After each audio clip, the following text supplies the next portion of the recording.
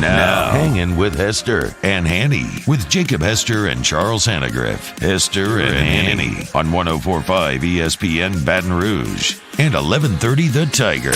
Alongside Jacob Hester, here's Charles Hannegriff.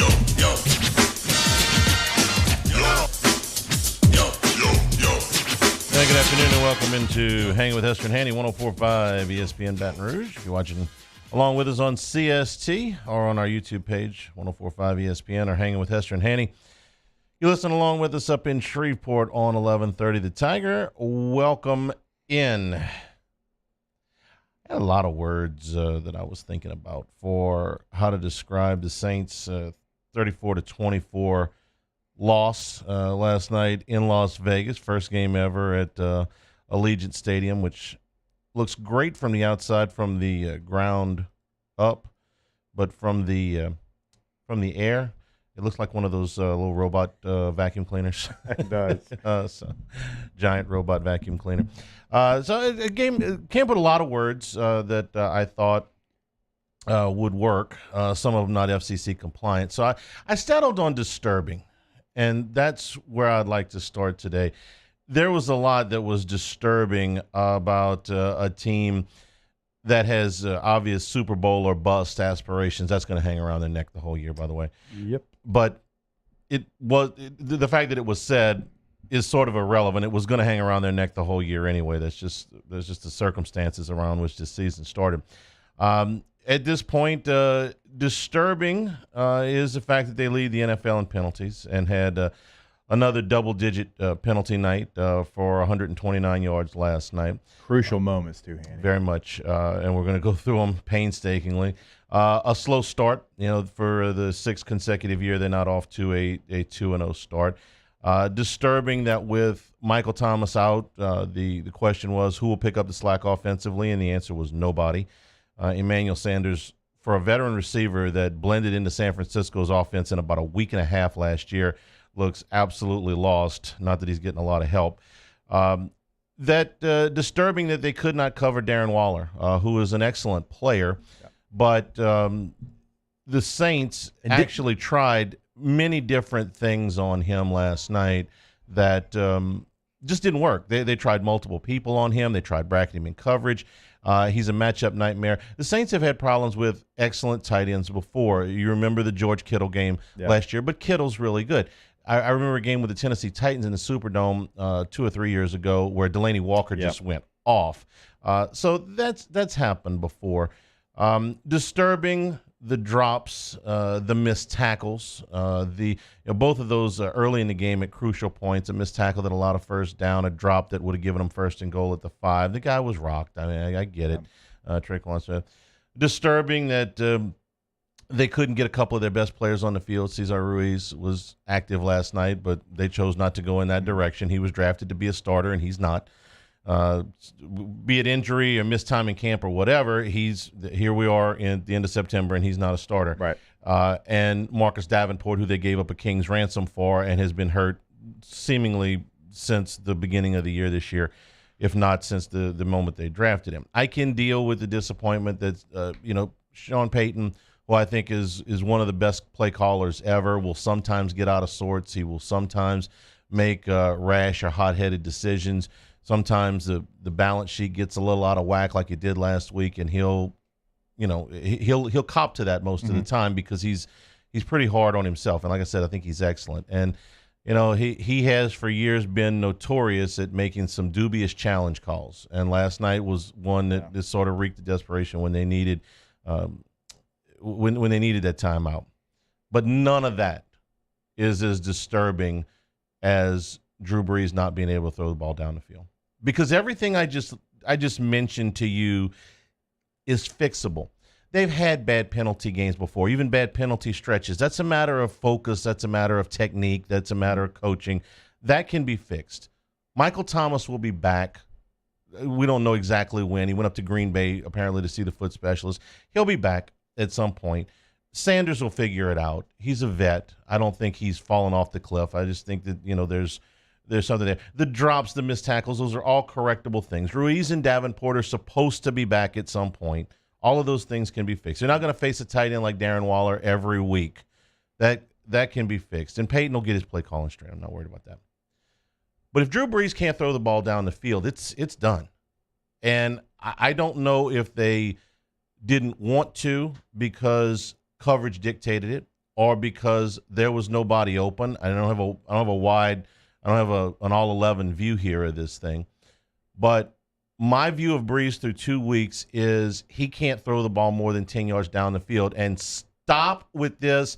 Oh, it's been that way for 3 years. It has not. Yeah. I sat in the Louisiana Superdome last December against a pretty decent Indianapolis Colts team and watched him set an NFL record.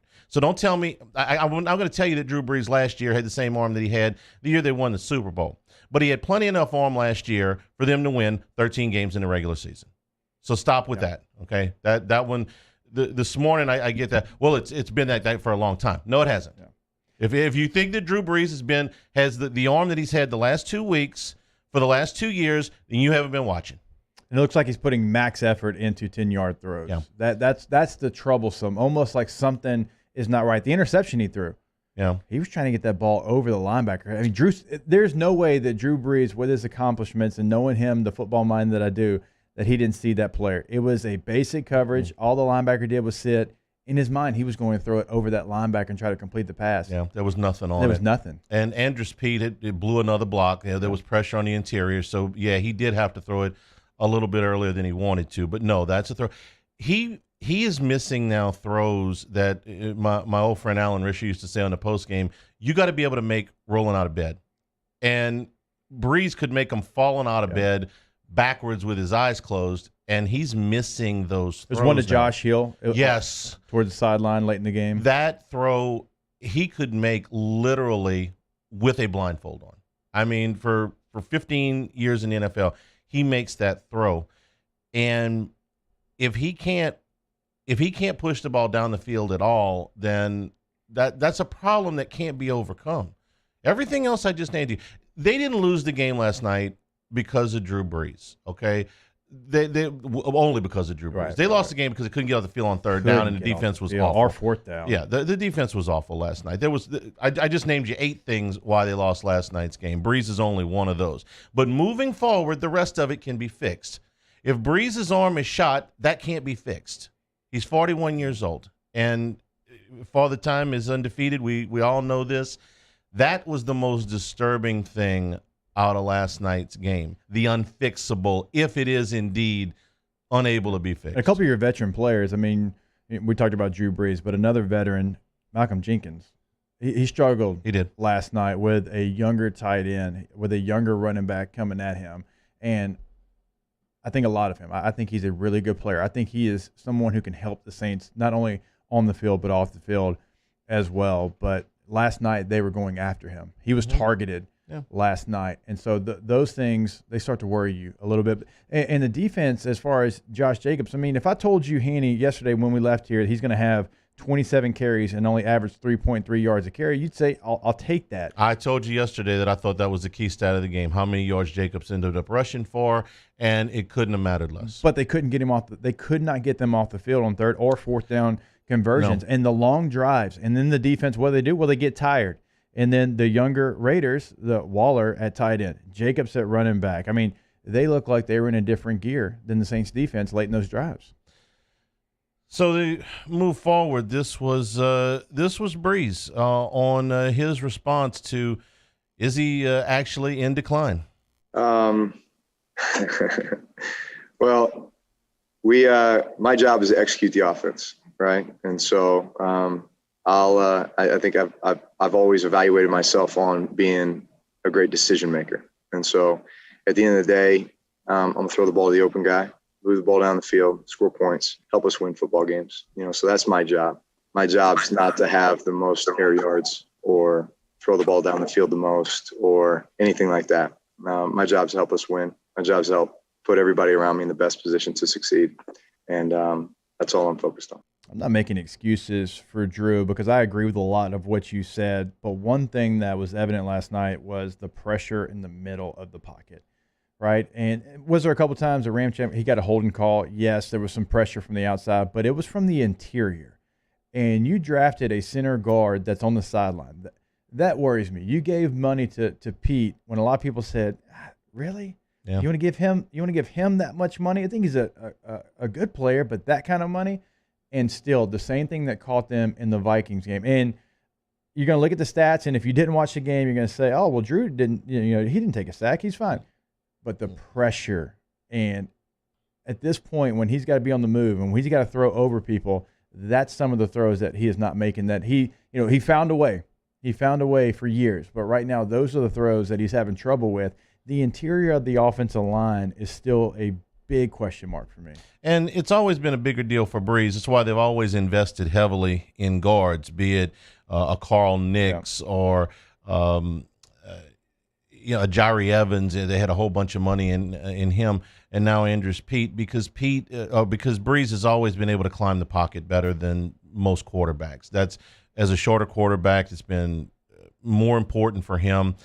He has never been a guy that's tried to escape to the outside when there was a place in the middle. His slide is usually vertical and not horizontal, and it's been very, very good for him. That's why they've invested big money in guards over the years, and they've still got big money in the guards. They just weren't there last night.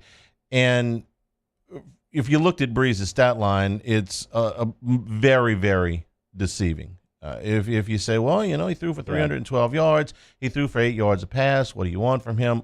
Most of that was, or a lot of that, not all of it, but a lot of it was in the garbage time at the end where they were playing prevent and they gave it to him. Even at that point, they're not even going to sail one to the end zone from the 40-yard line at the end of the game, even if it's just symbolic. Yeah. At that point, I went, can he get it there anymore? I don't know. It's been 2 games. We didn't have a preseason look. Not that we would have seen a lot of Breeze in any normal preseason anyway, but you're left to wonder when you watch him play like that last night. We've seen this happen before where quarterback, it drops off very quickly for quarterbacks of that age. We saw it happen to Peyton Manning. We saw it happen to Brett Favre. We saw it happen to Warren Moon. It hasn't yet happened to Tom Brady, but, it eventually will. When the end comes, end comes quickly. No, it's a fair point because we've got all of the proof that you just mentioned. And, Peyton was at the top of his game in 13. 12 and 13, he was one of the best quarterbacks, if not the best quarterback in the league, and he was still high-powered offenses in Denver, and then all of a sudden. And so it does happen overnight, it seems like. I want to ask you this before we take our first break. Just personnel-wise on offense and who's playing in every position, is there anything that kind of surprises you after the first 2 games? From a playing time standpoint? Yeah. Because I still don't know what the Taysom Hill plan is. You gave him money in the offseason. I think a lot of him as a player. But when he's come in, I've been able to tell you what the play is before it's snapped. Yeah. Every single time. And all 14 last night. And I felt like last year they did a better job of bringing him in different situations. He's a guy that can do almost anything on that football field. You've got to start being creative with him. If it's 14 plays, Hanny, I need to remember 10 of those plays. Yeah, it was 14 out of 57 last night, and you would have thought that number would have been higher with Michael Thomas not there. We're brought to you by a lot more on the Saints here today. We're brought to you by Richards Honda, home of the warm and fuzzy feeling. Hanging with Hester and Hanny, 104.5 ESPN Baton Rouge. Hangin' with Hester and Hanny. Tiger Air is an independent dealer of the American Standard Heating and Air Conditioning System, the most efficient unit on the market. The name you know, the name you trust. And with the American Standard, you're going to save money. It's just as simple as that. I know because I've got one in my home. As soon as I put it in, I started to see a decrease in my energy bills. The efficiency of the system combined with the programmable thermostat that you can access from your cell phone at any time, make sure you're not burning unnecessary energy. If you get that Comfort Assurance Protection Plan that we always talk about, right now is going to be the best example, right? We're in that time of year, air condition on, air condition off, right? And the weather is forever changing. Well, you have to make sure that your unit is up to par, right? With that seasonal maintenance that you're going to get as part of that Comfort Assurance Protection Plan. You're going to get increased equipment life as well. Lower utility bills, which Hanny always talks about. Emergency service. You can find all that information at tiger-air.com or pick up the phone, give them a call at 225-754-8687. Off the Bench, Hanging with Hester and Hanny. After further review and more are all live daily on the 104.5 ESPN Baton Rouge YouTube channel. Subscribe now to interact with us inside the live chat driven by Bayou Ford. I've been doing business with Luba for 25 years. They're dependable, trustworthy. It's just the attention to detail with our clients. Our folks have years and years of experience. They're highly trained professionals, but many companies have that asset.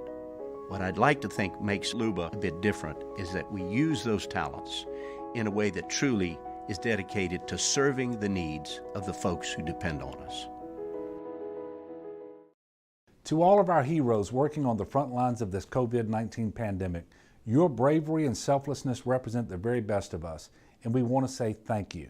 I'm asking everyone around the state to join me in celebrating the heroism of our healthcare professionals on the 19th of every month at 1900 hours, that's 7 p.m. Write a note of appreciation, make plans to donate to charitable organizations, or say a prayer. To learn more, visit 19thanks.org. Thank you, and God bless. Gulf Coast Bank and Trust is a local bank with a straightforward philosophy. It's about doing the right thing for our customers. Participating in our community with annual local fundraisers. Offering individual attention in a modern banking atmosphere with a trusted local company. Gulf Coast Bank invested in technology with a local touch, giving our customers the power to bank anywhere, anytime. We're building relationships through personal service as the bank that cares about you. Gulf Coast Bank and Trust, the bank that cares about you. This isn't just another day. It's so much more. Kelly's life was put on hold when her auctioneer primary care doctor discovered a rare blood disorder. Her doctor connected her to an auctioneer care team of cancer, heart, and kidney specialists. With multiple primary care locations around Baton Rouge, same-day appointments, and online scheduling, we're relentless about keeping you healthy. Auctioneer Baton Rouge, innovating healthcare for Kelly. At Corval Toyota in Opelousas, you can get into a new Camry for $239 per month or take 0% financing for 6 years. $239 per month or 0% for 6 years. So come on down to Happy Town. That's Corval Toyota in Opelousas. Happy Town, USA.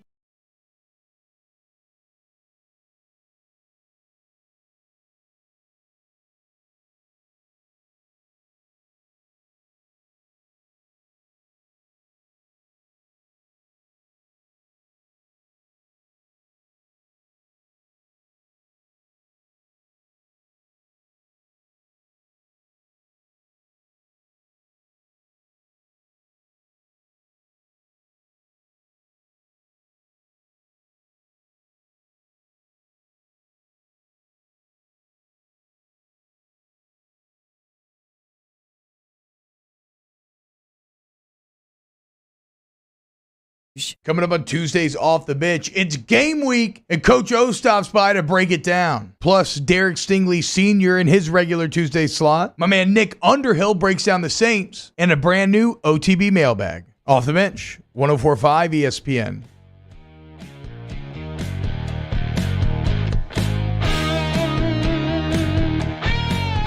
Hangin' with Hester and Hanny on 104.5 ESPN Baton Rouge and 1130 The Tiger. We're brought to you by Richard's Honda, home of the warm and fuzzy feeling. Sean Payton after last night's game. We couldn't. 104.5 ESPN. Is that me? Let's try that again. All right. Two things. We didn't possess the ball enough offensively, and then defensively very quickly we couldn't get off the field. And we're going to look at third downs. We're going to look at time of possession, the turnover right before the half. We're going to look at a number of things, but we got to do a better job coaching. I don't think it's going to be a real pleasant film to watch for some of our star players as well. I think that's fairly safe to say. Why were the Raiders so good on third down last night? They had a mismatch. They had a mismatch with Waller at the tight end position, and it didn't really matter who was on him, like you mentioned. It didn't matter what coverage they were trying. He was finding ways to get open. Now, this is probably a star that a lot of people just found out about last night, but he's been good for a couple of years now, and they were able to get him in any position that they wanted to and get him open. And he was so clutch on those third downs. And on the third and shorts, you got one of the best short yardage running backs in the NFL with Jacobs. But that was the mismatch. It was Waller on your corners, on your linebackers, on your safeties. Every person that went out there got exposed by a really good tight end, and that would be worrisome for me. At one point, they had Janoris Jenkins on him, who at this point, I believe, this may not sit well with some people. Janoris Jenkins, I think, right now is their best defensive back. I think he through 2 games, I think he's done more things. I've seen Lattimore miss some plays. I know that Mike Evans didn't have much last week, but Mike Evans was playing on one leg last week too. So to me, Jenkins is the guy that's the best, playing the best. Janoris Jenkins, not Malcolm Jenkins. Right. It's the guy playing the best out there. And then there were the penalties. Well, look, there weren't just defensive fouls. There were more than just defensive fouls, but obviously we're not going to win when we have that many penalties, and that we got to get that cleaned up. I thought we played poorly in the secondary, honestly. Right on all counts. Somebody asked in the Bayou 4 chat, when's the last time somebody had 129 yards in penalties and won? Well, last week they had 100 and won, which is not going to get it done every week. And this is not an indictment of the officials. I thought the last pass interference call was a little bit ticky-tack for given where the game it was. And I hated the call on Cam Jordan's horse collar, because you're supposed to grab the player and drag him immediately to the ground is the way the rule is written. But que sera. The rest of the calls I thought were pretty much right there. Yeah, Emmanuel Sanders, the crackback it's block. It's a new rule. That is so weak. I know. I hate my it, stomach but just turns over itself when I see something like that called in a professional football game, because even to the letter of the law, and the broadcast said it, I thought he pulled off enough, and it wasn't this, glaring targeting, I'm going to come back and crack you, Hines Ward, who that rule is put in place for type of block. Intent doesn't really matter, okay? Hendrickson on the hands to the face, roughing the passer call, he's not trying to hit Derek Carr in the head there. He's trying to knock the ball down. But what happened? On the follow-through, he caught him. Yeah, bummer. Okay, I'm not wild about that rule either, but again, that's the way it's written. I thought the horse collar was weak. Did he grab him by the back? But if you read the rule, okay, the rule is grab by the inside of the shoulder pads and bring the player immediately to the ground, which is not what happened, okay? Jordan went to tackle him. He got his hand inside the shoulder pad, and then he fell away. Now, Jacob stumbled because of the contact, and he went to the ground, but Jordan didn't drag him to the ground. I don't want to get caught up on the semantics of this. This was Peyton about the offense. Listen, I made the comment, we've got to be precise with what we're doing in the passing game route-wise. I agree with you, really. I'm just saying the last 2 weeks, I think it's been average at best offensively, and that starts with us. It starts with me, and we got to be better. I thought we ran the ball a little bit better tonight. We're still not protecting the way we're supposed to. We're not functioning well enough and taking advantage of some of the opportunities we've had. So we'll look at that. Our third down numbers were better. I'm sure our red zone numbers were a little better, but we had some penalty situations. The one drive, heck, we had like 3 or 4 penalties. I lost track. I did too. Ended up being 4th and 30, whatever, or 3rd. I thought Alvin Kamara actually looked faster last night. He was fine. I thought he looked good game. He looked, like we know him to look when he's fully healthy and not hampered by an ankle injury or something. He looked like he was set up for a big game if they could have just gotten the ball to him, but they didn't have the opportunities. Yeah. I was even encouraged by what I saw after the first drop. I'm sorry, you got to call it a drop. I know he got hit hard, but after Traquan Smith dropped the first ball, he actually looked good after that. Made a couple of plays, did some run after the catch stuff that, frankly, we haven't seen out of him.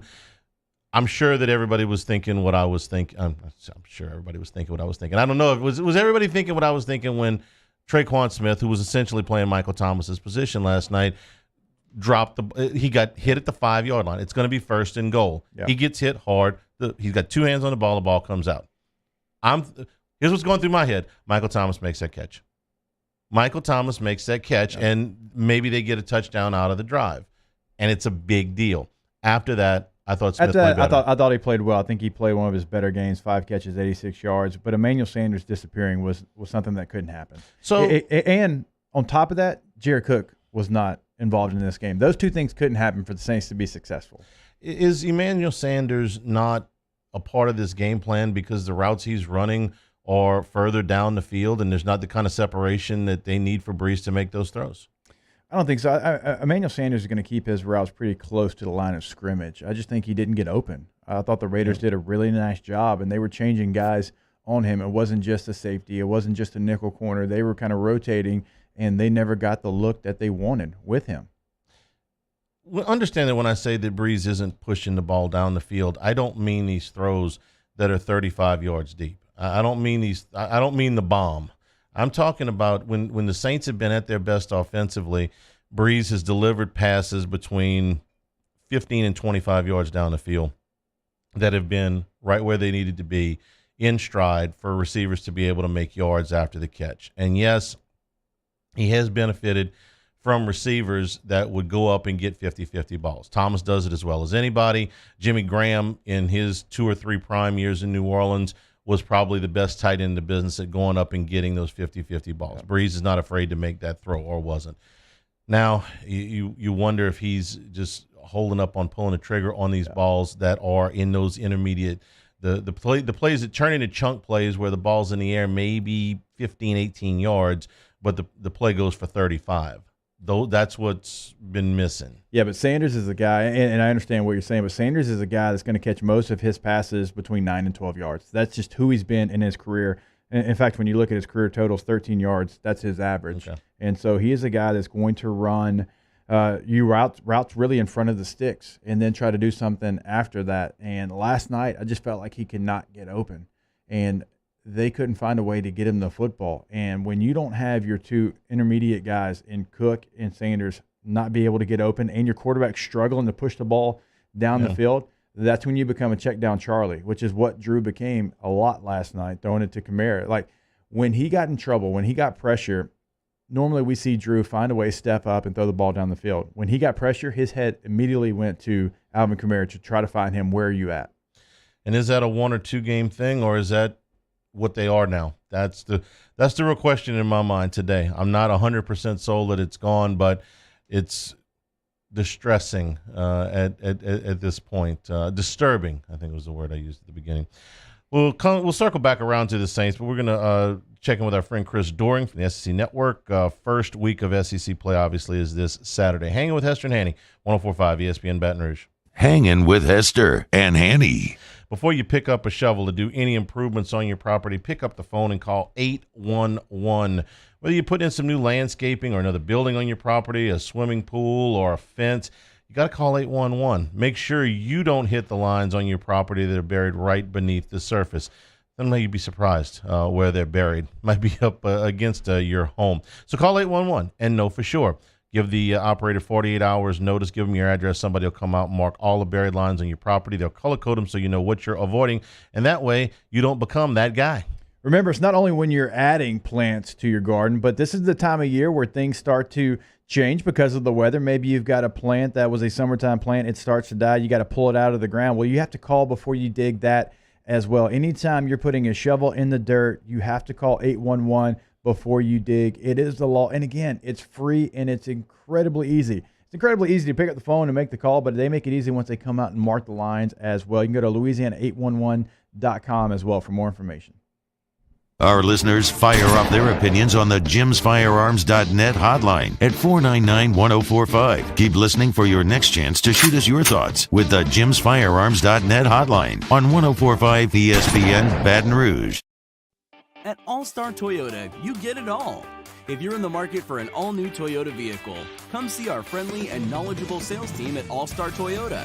Located in Baton Rouge at the corner of Airline and Goodwood, we've been serving our community since 2005 by offering a large selection of new Toyota cars, trucks, and SUVs. Get behind the wheel of your dream car and take a test drive at All-Star Toyota today. Well, the reason why I would recommend him because he's trustworthy. I mean, attention and love and respect of who you are, what you are, and the purpose why you came, he honors that. Once you're with Murphy, you got a friend. I've been doing business with Luba for 25 years. They're dependable, trustworthy. It's just the attention to detail with our clients. Our folks have years and years of experience. They're highly trained professionals. But many companies have that asset. What I'd like to think makes Luba a bit different is that we use those talents in a way that truly is dedicated to serving the needs of the folks who depend on us. Gulf Coast Office Products is a nationally recognized Savin office equipment dealer based right here in Louisiana. Over 100 employees strong, Gulf Coast has the boots on the ground to support all vertical markets from education, engineering, legal, and finance. With the latest in office technology from desktop to production segment units, Gulf Coast and Savin have the perfect fit for you. Call 225-756-2644. That's 756-2644 for Gulf Coast Office Products. Are you a licensed contractor? There's lots of good contractors in Louisiana doing work the right way, but unfortunately, too many unlicensed contractors are working outside the licensing requirements. Working as a contractor in Louisiana requires a license for the company doing the work. The Louisiana State Licensing Board for Contractors wants to help you get licensed to allow you to conduct work legally. It's not difficult to get the license. We can help you. Go to lacontractor.org for more information. Licensed contractors, it's the law. Gulf Coast Bank and Trust is a local bank with a straightforward philosophy. It's about doing the right thing for our customers. Participating in our community with annual local fundraisers. Offering individual attention in a modern banking atmosphere with a trusted local company. Gulf Coast Bank invested in technology with a local touch, giving our customers the power to bank anywhere, anytime. We're building relationships through personal service as the bank that cares about you. Gulf Coast Bank and Trust, the bank that cares about you. At Corval Toyota in Opelousas, you can get into a Tundra for $7,000 off MSRP. That's right, $7,000 off MSRP. And we have plenty in stock. So come on down to Happy Town. That's Corval Toyota in Opelousas, Happy Town, USA. Hey, it's Matt Moscona inviting you to join us for Tuesday's AFR, presented by Insurance Network of Louisiana. Larry Holder joins us to recap Saints Raiders, and we preview LSU Mississippi State with Rohan Davey. Join us 3 to 6, 104.5 ESPN Baton Rouge.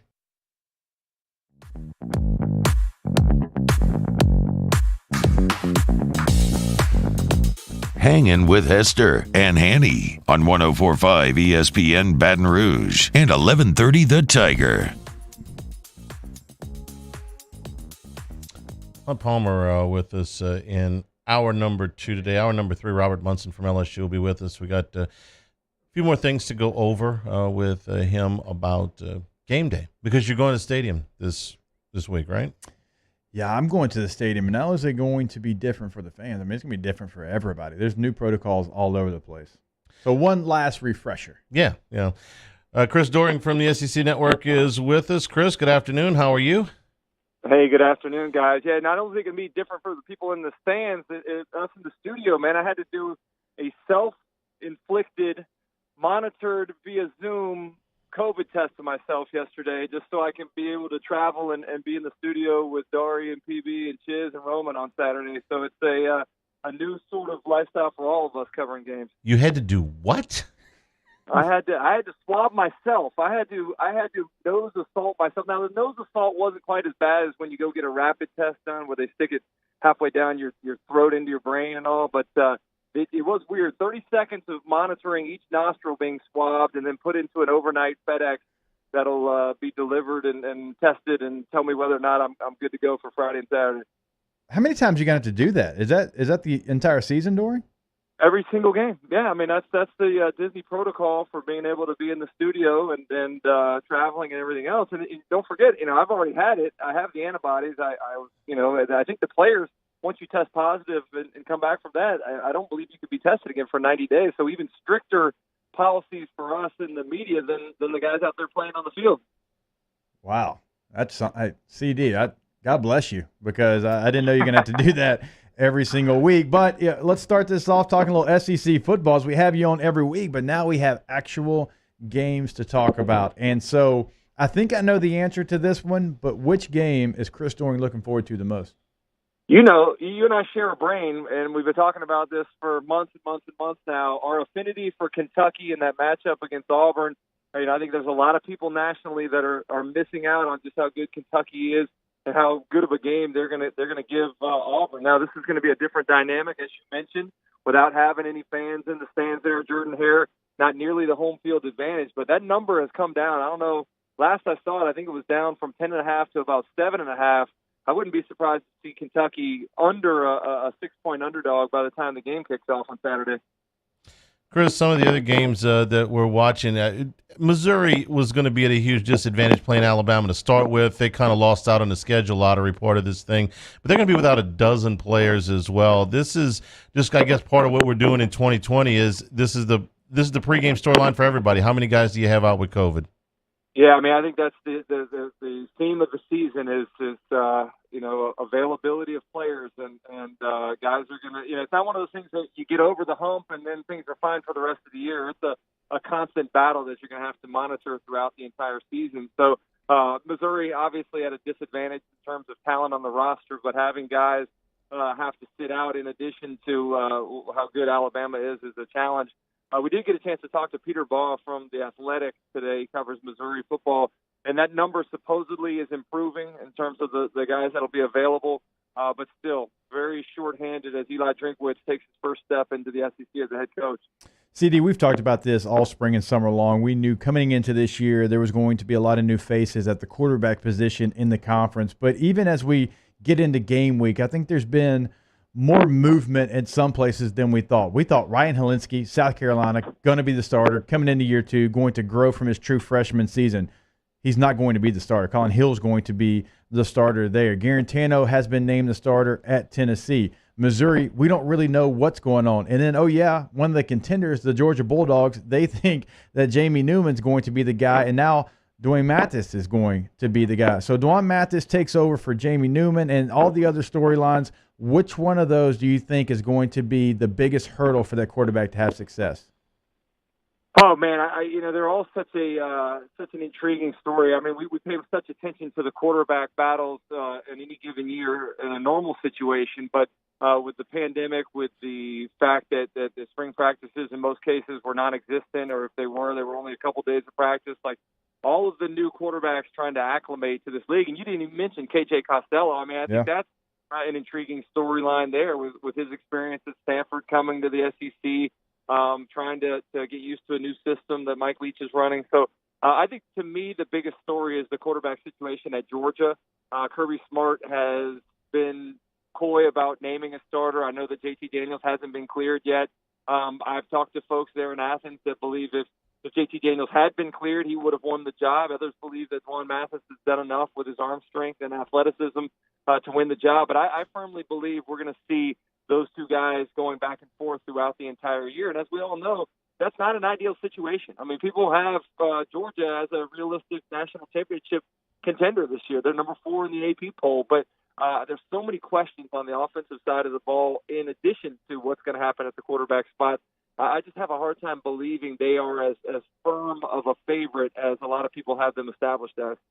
Chris, when you got to the University of Florida in 1991, Steve Spurrier had been there a year, so you played with many of the guys that were there in the transition year. What is Mississippi State's offensive personnel dealing with such a drastic offensive philosophy change with Mike Leach coming in? Yeah, I mean, I think there's a lot of schools that are dealing with that. Look at Arkansas.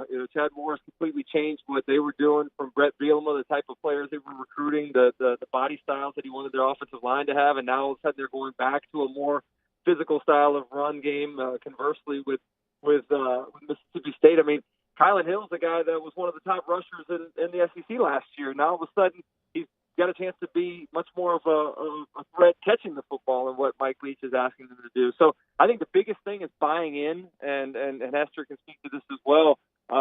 Coaching changes require that you have a level of trust. And here locally, I think that's one of the big reasons I've been so impressed with what Dan Mullen did. He inherited a 4-7 football team and took them to back-to-back 10-win seasons. Now on the cusp of being a legitimate college football playoff team. The reason that happened, and the reason that happened so quickly, was because the existing players that were recruited by the previous staff bought into what the coaching staff was selling. They realized early success, and that success fueled further success. And I think that's the biggest thing that Mississippi State needs to experience is some early success to help them understand that their coach knows what he's doing. He's had a lot of success before.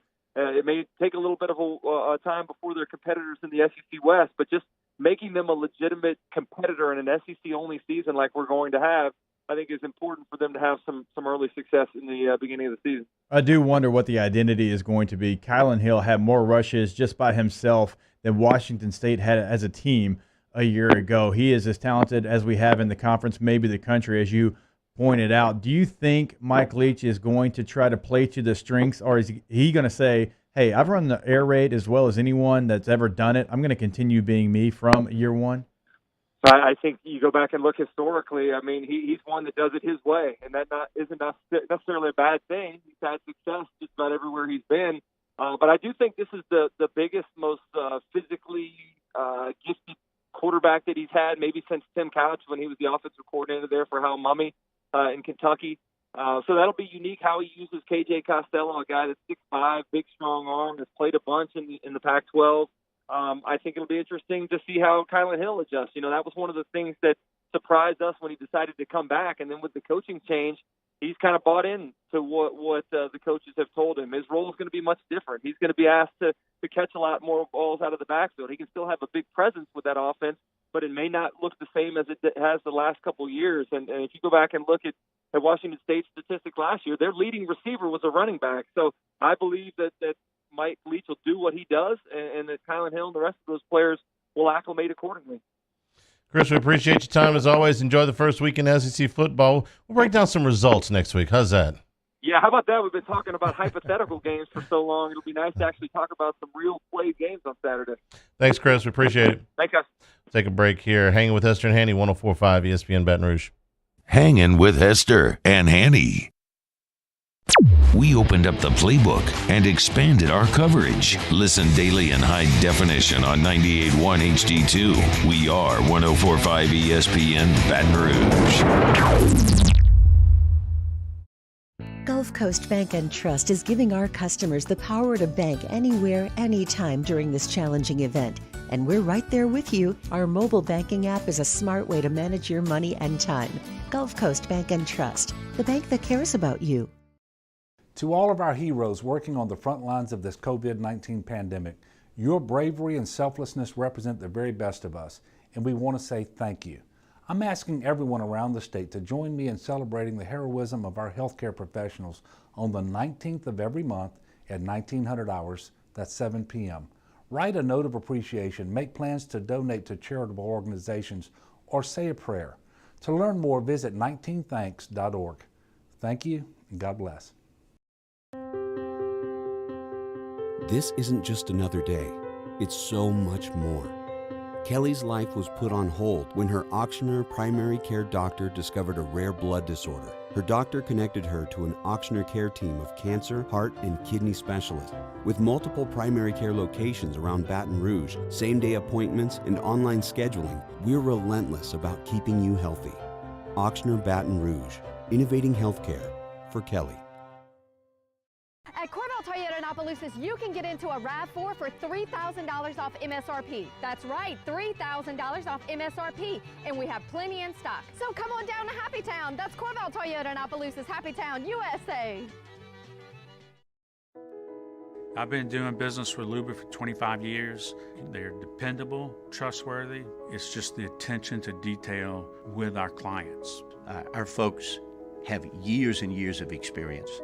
They're highly trained professionals, but many companies have that asset. What I'd like to think makes Luba a bit different is that we use those talents in a way that truly is dedicated to serving the needs of the folks who depend on us.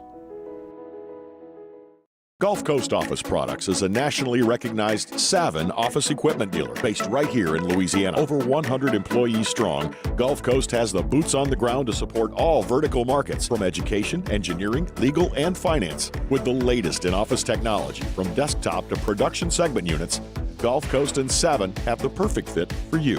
Call 225-756-2644. That's 756-2644 for Gulf Coast Office Products.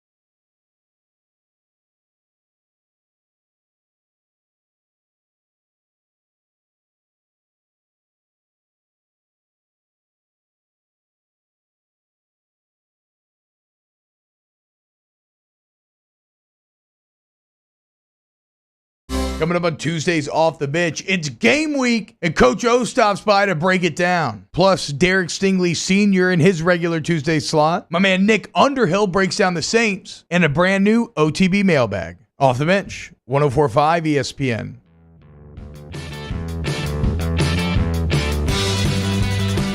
Hangin' with Hester and Hanny on 104.5 ESPN Baton Rouge and 1130 The Tiger. On Palmer with us in hour number two. We'll do first class, second class, and no class as part of our Tuesday ritual. Robert Munson from LSU with us in hour number 3 on Game Day Pro. It's starting to feel like game week to you yet? I mean, we got to hear Coach O yesterday. It's you're getting there. I'm trying to get there. I said when the kids went back to school that it would start to feel a little bit more normal, and the kids by and large are back in school with some adjustments, obviously. But maybe it's going to be until we actually see the team in the stadium playing a game that counts. I mean, we've been in a deal for almost a month, right at a month now, where we've been watching games that count in standings and stuff, Right. like real life conference standings and in the NFL. But it's still, I keep telling myself it's because LSU hasn't played yet. Once LSU plays, it will start to feel a little bit more normal. I think for me, it doesn't feel quite like football game week yet, because when there's a game in Baton Rouge, the season opener, the buzz would have already started. It would have started on Monday. You would have started to see RVs roll in as early as Thursday. Game day, you would have been out there all day tailgating and, victory, all those things that we know game day to be. And in the back of my mind, like knowing those won't be a possibility, it's a bummer. Yeah. Now, like you said, once we see the purple and gold on the field, in Tiger Stadium, on the TV, maybe it feels normal. For the players, they've been going through the camp that never ends. So you got to know that their excitement level, you buying into this create your own energy thing.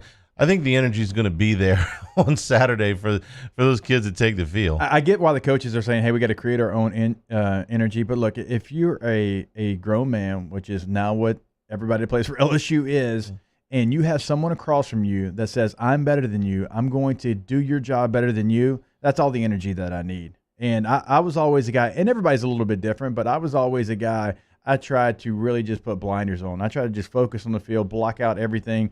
And that's just the way that I approached it, because I wanted to be better than my opponent. If my guy was coming to tackle me, I wanted to put a hit on him, all those type of things, right? So I think for the players, once the ball's kicked off, they're going to have plenty of energy. They're going to be playing against an SEC opponent, Mississippi State. They know the brand. It's not we're going to open up with directional school U. No, they're going to go out there and know who they're playing. So I don't really worry, because as we watch the NFL, I don't think that's been an issue. I don't think energy's been an issue. I don't draw a line for me from the Raiders last night in what should have been the opening of their stadium with a capacity crowd. I mean, that's always going to be a special night where you open a building of that magnitude. And yet they came out, they fell behind 10 points twice, and were able to turn all that around and look like they had plenty of energy to me, and there wasn't a soul in the building. Wasn't anybody. In fact, if they would have had fans in the stands in a normal year, they would have probably rolled out some big first ever game in Las Vegas in NFL history and made it a sideshow. Well, when you don't have that, what do? Well, you play football, because that's all that you have. It looked like the Raiders were having a hell of a lot of fun last night. It didn't feel like they lacked any energy. And do we feed off the crowd in moments in games? Yeah. I mean, I'm not going to come here and say that we don't, but I also think that you can play a very good football game with energy, with poise, with everything that you typically play without having 100,000 people in the stands. They'll get a chance to prove with a quarter of those people. But their people will be there, right? Parents will be there. Girlfriends will be there. Their friends, largely that are their students, will probably mostly be there on Saturday. So they've got that. Yeah, they'll have that. They'll have the normal, ticket allotment for who would normally be there for them. They'll be in the stands, and there's going to be some noise. It's not going to be what we know it to be, but there will be some noise. And it's going to be an interesting feeling going into that stadium, sitting in that press box, and just seeing Tiger Stadium at 25,000 people. How similar will it be to that South Carolina hurricane game? Well, it wasn't a hurricane; it was a flood. But how many people do you think actually were in the stadium? Because I know what they announced. It didn't feel like that amount. They announced was it 43 or 38? I think it was 43. 43. Okay. It's very difficult to estimate a crowd in Tiger Stadium when it's that far below capacity. I was always lousy when you go to spring game. Hey, I mean, they have a spring game. I don't know. Because 5,000 and 15,000 in that size facility look an awful lot alike. So for me to sit here and tell you, well, I think they had 37.5, or I think they had 34.5, or I think they had 41.5, I don't know. Yeah. I mean, it was more than your average spring game, but not anything close to even the worst non-conference games. I want to ask Robert Munson, when he hops on with us when we're talking policies, where exactly they're putting people in the stadium. Yeah. Because there's a couple of places, a 2:30 game, you're trying to hide from that sun. I can't imagine. Are you liking this? Are you liking this cool front or whatever they're? I don't know. They're probably not calling it exactly a cool front. All I know is it's been a little bit cooler the last few days. I'll take this. I don't know what you call it, but I'll take this. We don't always get this at the end of September. I know you remember the Auburn game, the DJ Shark game, which was in the middle of October and was sweltering. I saw the Devil high-stepping on the 30-yard line that day. It was hotter than the Devil's lair that day. And it was the humidity, like you were wearing the weather that day. I don't think we're going to have that this Saturday. That's a positive thing. And remember, when we were all in quarantine, April and May were pretty enjoyable weather. So if there's one small positive of 2020 is the weather's actually been pretty good. I don't want to remember April and May. How long ago does that feel like, though, Hanny? Half a lifetime? Yes. I mean, it certainly doesn't feel like a few months. I mean, it feels like dog years, three times, 4 times, 7 times, whatever you want to take it. I know that I don't want to ever go back there. It's not something I'm anxious to relive. So let's hope that we never have that again. But no, that's just it. The thing I wanted to just do a little short piece on was the feel, because we've been waiting for this, and it still has a little bit of an anticipation feel to it, even though we're almost there. I mean, we're watching games.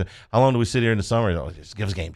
Right. We got games. Okay. Yeah. Well, now we got the game, the games that we most are anticipating, the LSU games. Do you have some nerves about the season? And obviously COVID playing a part of that, as far as we've seen other games postpone and move, but just a lot of the unknown. And obviously LSU, that's what we focus on, but really across the conference and across the landscape, there's so much unknown. And everybody that I've talked to doing hits this week, it's, the question comes up, what about this team? I'm like, well, it's a new situation. There is so much unknown in the SEC that it's almost like this anxiety of, let's just get there. Let's just kick off the ball so all of that will go away.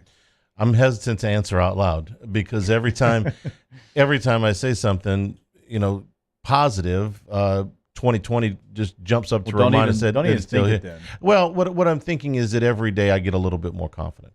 Okay, every day that they're able to execute this, I feel a little bit more confident. The NFL came back with 0 positive tests. There was multiple colleges that came back this week that have played 1 or even 2 games so far that are coming back with 0 positive tests. There are encouraging numbers where the virus is concerned all over the place. Is my concern?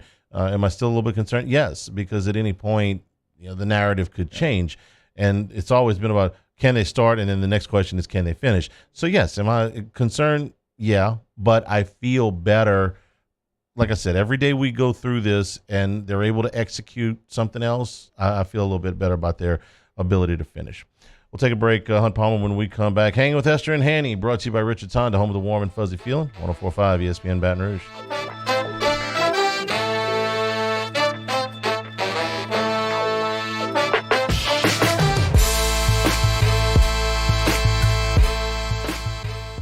Hanging with Hester and Hanny. If I built a van,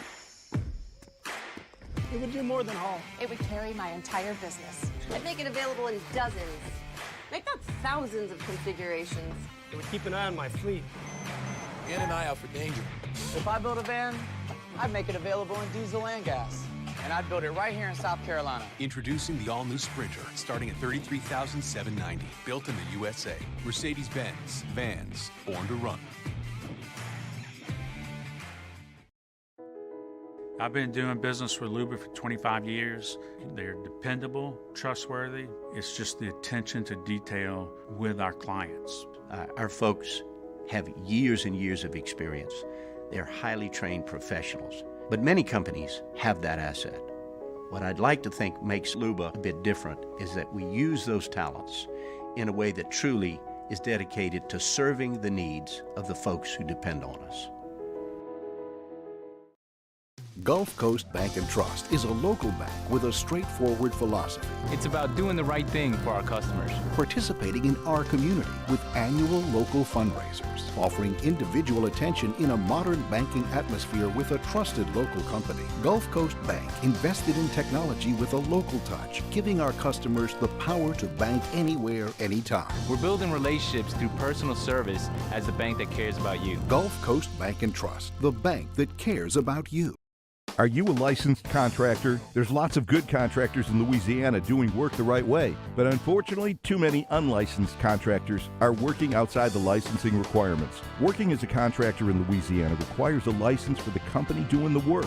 The Louisiana State Licensing Board for Contractors wants to help you get licensed to allow you to conduct work legally. It's not difficult to get the license. We can help you. Go to lacontractor.org for more information. Licensed contractors, it's the law. At All-Star Toyota, you get it all. If you're in the market for an all-new Toyota vehicle, come see our friendly and knowledgeable sales team at All-Star Toyota. Located in Baton Rouge at the corner of Airline and Goodwood, we've been serving our community since 2005 by offering a large selection of new Toyota cars, trucks, and SUVs. Get behind the wheel of your dream car and take a test drive at All-Star Toyota today.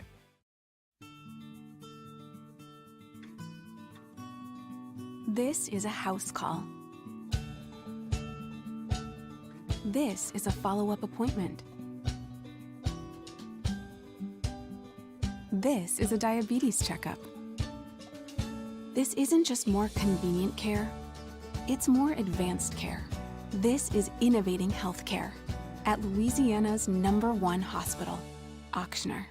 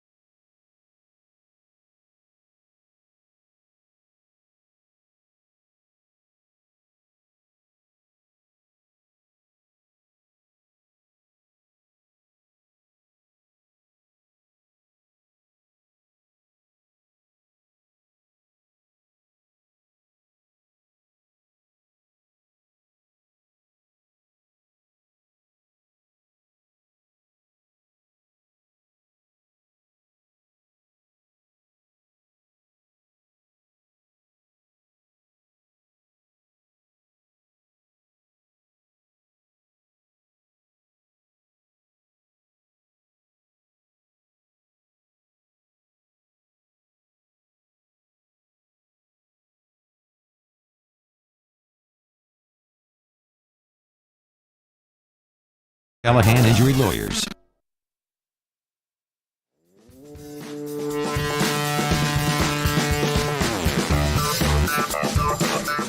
Hangin' with Hester and Hanny on 104.5 ESPN Baton Rouge and 1130 The Tiger.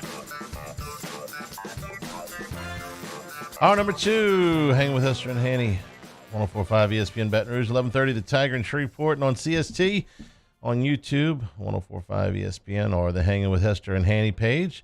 And Hunt Palmer is here. It's true. Good to see you. Great to see y'all. I guess it's a game week, huh? Well, I was wondering, if I would get my Cubs update. I got it during the break, so I took one for the team, and not subjecting our listeners to Monday Night Cubs baseball when there was a Saints game. There was. Actually, if I'd have known the outcome, I might have watched the Cubs. Might have been a better. Cubs played well. Might have been a better deal. But LSU game week as well. You got a chance to hear yesterday. What's your outlook week one?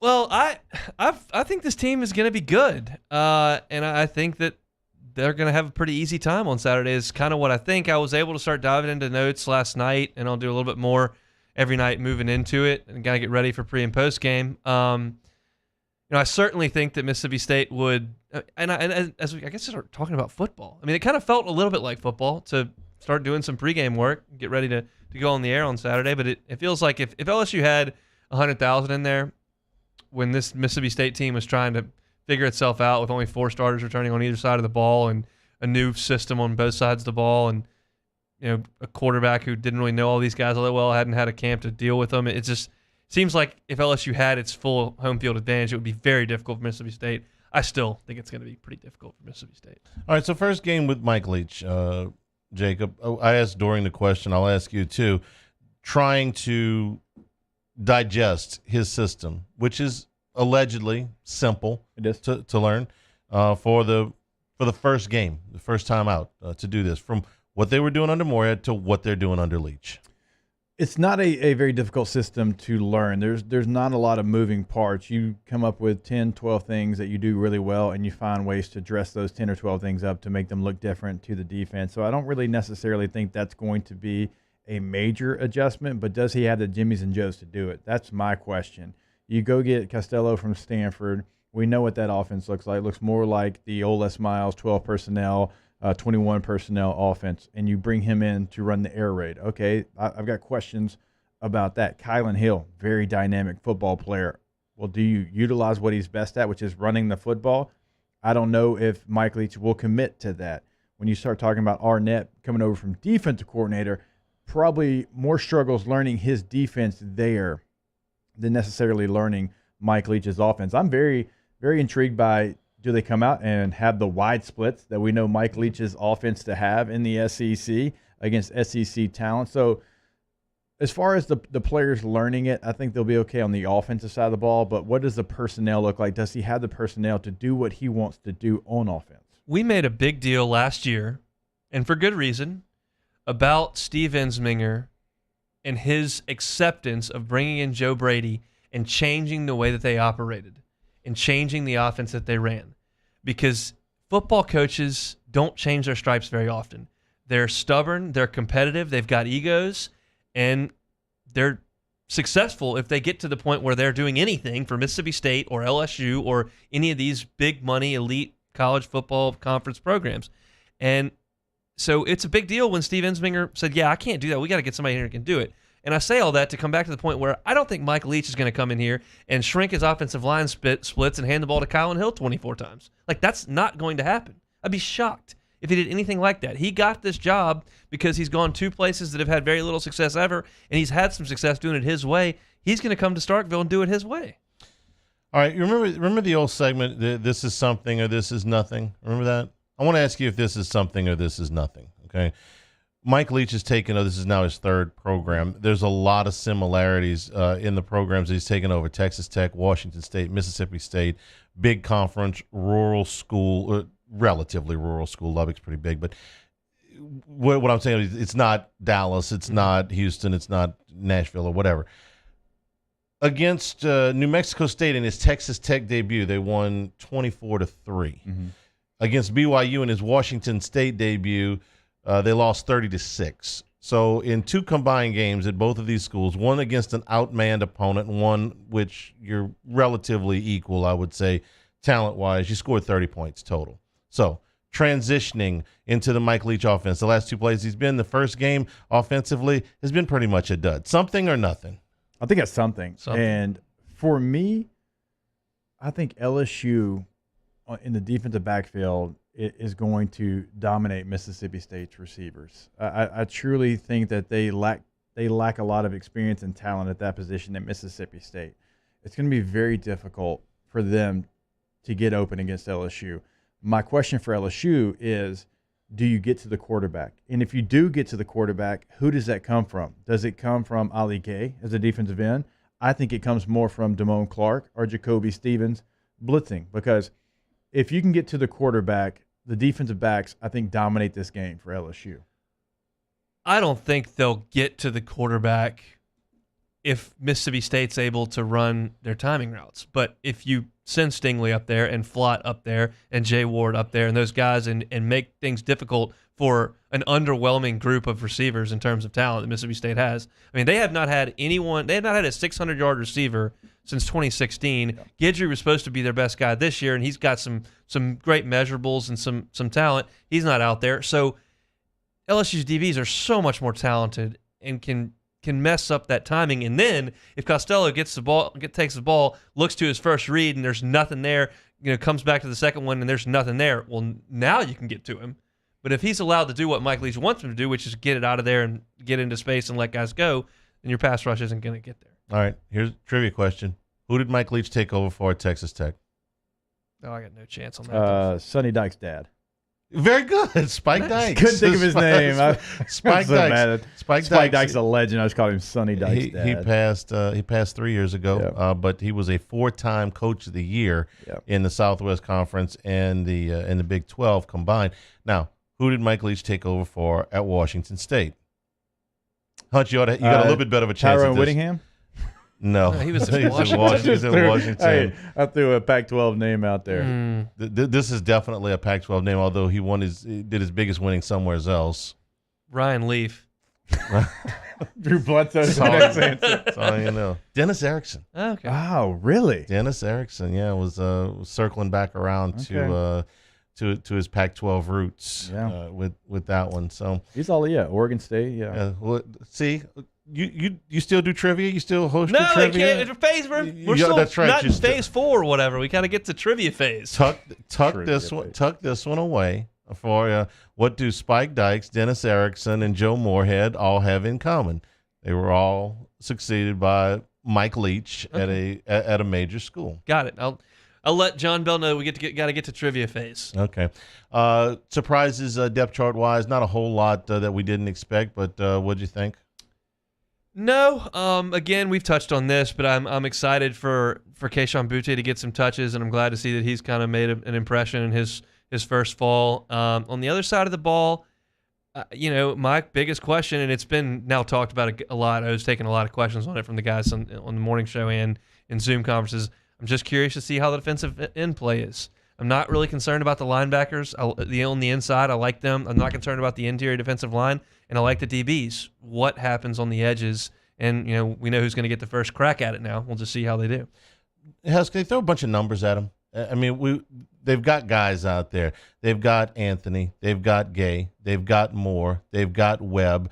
They've got Ojolari, who they love. It's one of those positions where, listen, we're just going to throw a big rotation out there, and we're going to earn your playing time. Yeah, so Cody Worsham and I were doing the podcast earlier, and we were talking about who's going to be the leading sack getter for this LSU defense. And I said, you know what, this isn't a disrespect thing to the defensive ends, although I do have question marks, but I don't know if any of them are going to be out there enough to be the sack leader for this LSU team because of what you just talked about.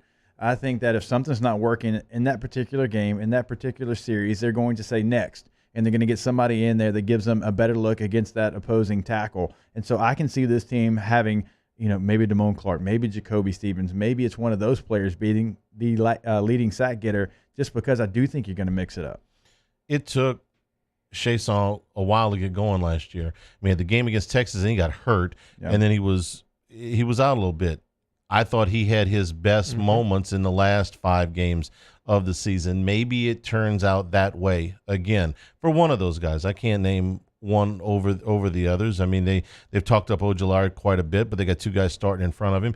Maybe it's a pass rush that evolves. Maybe it takes them a handful of games to really understand what Bo Pelini expects. They'll have to get creative, I think, in the opening 3 games. And where your opponents fall, I think that's perfect for LSU. They're going to be heavy favorites in all of these games. Get creative. Find a way to create a rush. They had to do that last year. You're right. When Chason was kind of slow getting out of the gates because of the injury, they had to find a way to create a rush, and they had to get creative. They had to bring guys from multiple places. Bo's going to do that way more than Aranda did already. And I think in the first 3 games, you'll have to see that. I'm not exactly breaking huge news or reinventing the wheel here, but the best 4 or 5 games LSU played defensively were those last 4 or 5 when Chason was healthy and making things happen. Everything post Ole Miss. Everything post Ole Miss falls into that category. We'll take a break. We'll come back. We'll do first class, second class, no class. Hanging with Hester and Hanny, 104.5 ESPN Baton Rouge. Hanging with Hester and Hanny. All right, we're brought to you by Richards Honda every single day. You can find them online at richardshonda.com. I tell you, you can do a lot there on the website. Really just the homepage. You can see in the bottom left corner how long you have left to save during their current offers. In the bottom right corner of the website, you can actually have a chat with sales. Something they've added, though, to richardshonda.com, that homepage, is the Buy From Home button. You can have the entire car buying process right there from your computer at your house. You can get everything done.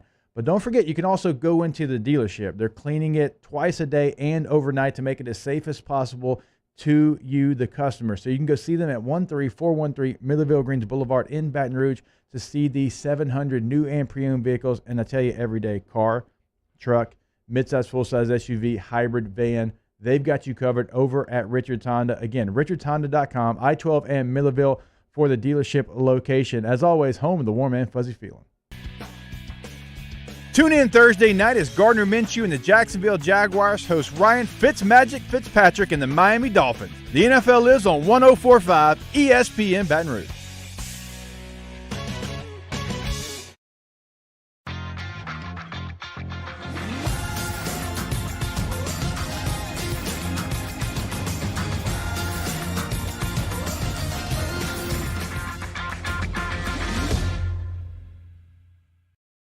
Service Mastery Elite create clean, disinfected work environments. As a local business, we take pride in serving the New Orleans and Baton Rouge areas. Our cleaning protocols follow CDC and OSHA standards for healthcare settings, offices, senior living, restaurants, and industrial plants. Contact Service Mastery Elite to get your operation ready for reopening with germ disinfection cleaning. Service Mastery Elite, the trusted choice in professional cleaning since 1996. If I built a van, it would do more than haul. It would carry my entire business. I'd make it available in dozens, if not thousands of configurations. It would keep an eye on my fleet. And an eye out for danger. If I built a van, I'd make it available in diesel and gas. And I'd build it right here in South Carolina. Introducing the all-new Sprinter, starting at $33,790. Built in the USA. Mercedes-Benz. Vans. Born to run. Gulf Coast Bank and Trust is a local bank with a straightforward philosophy. It's about doing the right thing for our customers. Participating in our community with annual local fundraisers, offering individual attention in a modern banking atmosphere with a trusted local company. Gulf Coast Bank invested in technology with a local touch, giving our customers the power to bank anywhere, anytime. We're building relationships through personal service as the bank that cares about you. Gulf Coast Bank and Trust, the bank that cares about you. To all of our heroes working on the front lines of this COVID-19 pandemic, your bravery and selflessness represent the very best of us, and we want to say thank you. I'm asking everyone around the state to join me in celebrating the heroism of our healthcare professionals on the 19th of every month at 1900 hours, that's 7 p.m. Write a note of appreciation, make plans to donate to charitable organizations, or say a prayer. To learn more, visit 19thanks.org. Thank you, and God bless.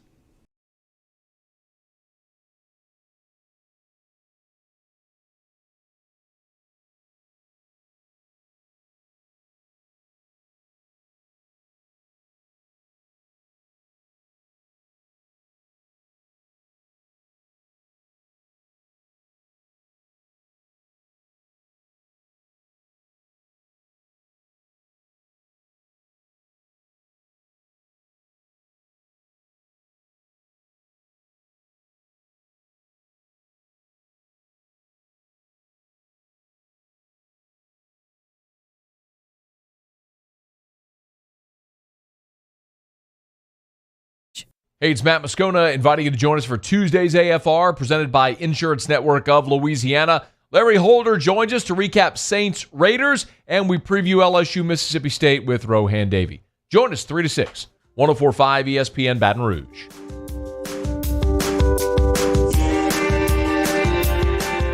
Hangin' with Hester and Hanny on 104.5 ESPN Baton Rouge and 1130 The Tiger. First class. I want a seat in first class where I was booked and ticketed over a month ago. Second class. That no man should be subjected to the indignity of being labeled or treated like a second-class citizen. And no class. My life had become like school on Sunday. No class. I'll tell you what then. Why don't you call me sometime when you have no class? First class, second class, no class, brought to you by Relief Telemed for businesses that have frequent interactions with the public, restaurants, retail stores, service-based businesses that cannot afford to be shut down or to send home employees. Relief's COVID mitigation platform takes the hassle, chaos, and stress out of having your employees tested for COVID. The process starts with a video visit with a physician and ends with a custom action plan for everyone. And through a dashboard, you know exactly when your employees can come back to work. They offer on-site and off-site testing options. Relief Telemed. I'm a believer, Hanny, because they have helped me out in my walk-ons in Shreveport. We tell you that every single week because we did not miss a day because of Relief Telemed. And also, oh yeah, it's good enough for LSU's main campus here in Baton Rouge. It's good enough for LSU in Alexandria and Santa Ana School District out in California. 25,000 students now part of Relief Telemed's testing protocols. And so they are going worldwide. I mean, they are all over the place. They are blowing up because they are the absolute best. Make sure your business, your team sees Relief Telemed to make sure there's no missed time. Through a random drawing, I was selected to go first here, and we'll go clockwise with Wonderful. our selections here. Somewhere in the hours prior to Kansas City and the Los Angeles Chargers, got that one right, starting their game on Sunday, the starting quarterback for the Chargers, Tyrod Taylor, came down with some chest pains. They had to send him to the hospital. He turned out to be all right, but he couldn't play football that day. So somewhere, I don't know if it was 30 minutes, an hour, hour and a half, whatever it was, Anthony Lynn looked at Justin Herbert and said, "You're in, kid. Go out and take on the champs." And Justin Herbert, on somewhere in the area of 30, 60, 90 minutes notice, whatever it was, went out and threw for 311 yards and a touchdown, ran for another 18 yards and a touchdown, and had the Chargers in position maybe to beat the Kansas City Chiefs. He did throw one bad interception. I mean, no rookie's going to be perfect, but I thought Herbert acquitted himself quite well for somebody that was put in under some pretty trying circumstances and somebody who's going to be the starting quarterback for the Chargers very, very soon, if not this week. And I was disappointed that Lynn didn't give him a shot in the overtime. It was fourth down and one. The last thing you want to do is give the ball to that quarterback with that kicker and say, all you got to do is get a three-pointer and get out of here. So I wish he would have gone for it. He did, and the Chargers lost. But I thought Herbert was very good in a tight spot, first class. In typical Charger fashion, Anthony Lynn's named Tyrod Taylor the starting quarterback. And he did. Said that he said Herbert's the backup for a reason in the press conference today. Yeah, we drafted him 6th overall. Let's put him right back on the bench after almost beating the world champs. But that's on brand. There's a no class later. Yeah. but that's on brand. Right. My first class goes back to the SEC leadership, not only because of what they've done to get SEC football here, not because of only the patience that they showed and they allowed things to work themselves out. You've seen games all over the place be postponed or canceled with the SEC right now on schedule because of that patience they showed, because of the way that they formatted things. And also, another example, SEC football is going to utilize the devices used by the NFL for contact tracing and distancing. So they are going to do the same things that the NFL is doing. It is a watch face size device that you can wear. It's going to tell you exactly who you've been next to. It's going to alert you if you're too close to someone for so long. And so we're going to have real numbers, player safety, and you're not going to have a team maybe put somebody out there in harm's way. And also, it can be a positive thing if you're like, wait a minute, I have not been around that person, if that person did get COVID, because the SEC is on the forefront of everything in college football. So for me, SEC leadership, because from March until now, they have shown not only the best leadership, but it's really not even been close.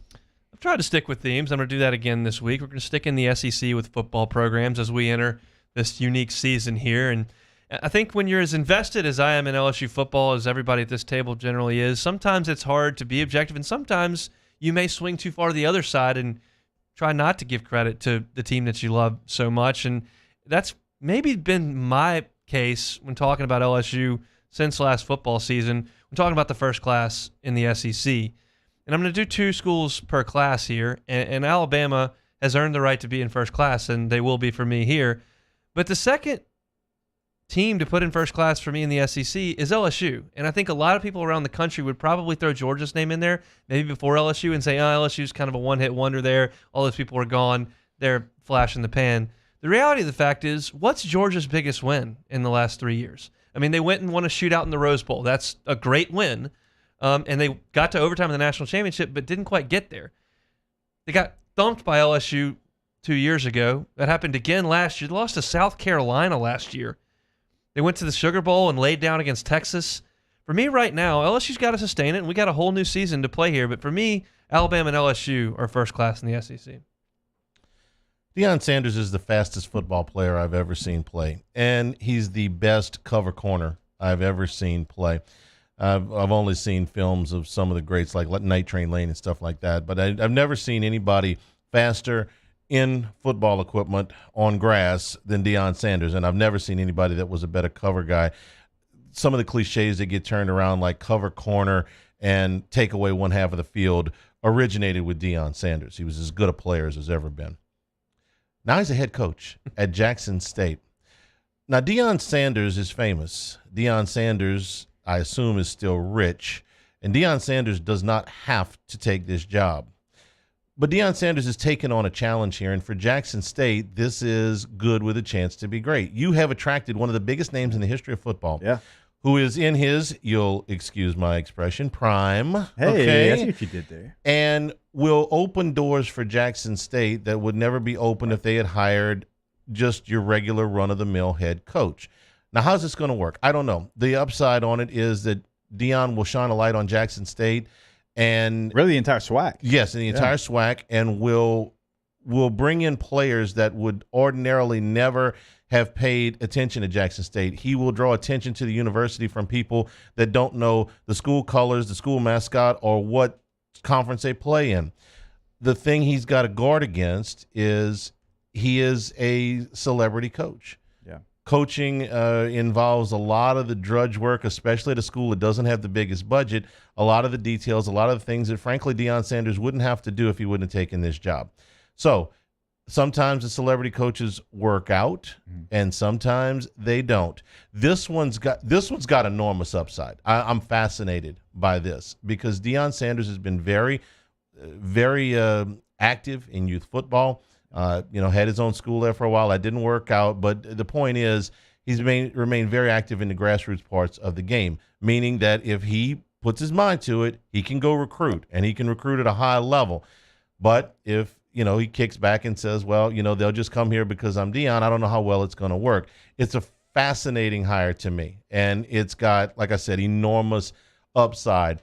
It's probably going to be boom or bust, nothing in between, but it's going to be fun to watch. So good with a chance to be great. Deion Sanders at Jackson State. Good with a chance to be great is my second class as well, obviously, and it's the coaching staff that Deion Sanders is putting together at Jackson State. So according to sources, Deion has put a staff together of Jason Phillips as the offense coordinator. He's been the OC at Houston, at SMU. He's been in coaching for 20 years.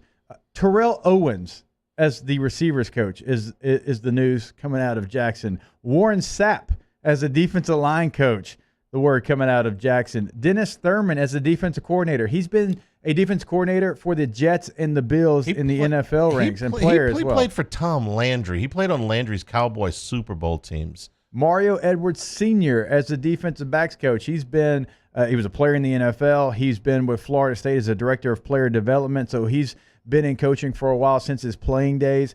He is putting together, and there's a couple of holdovers, T.C. Taylor and Otis Ridley from Jackson State's prior staff.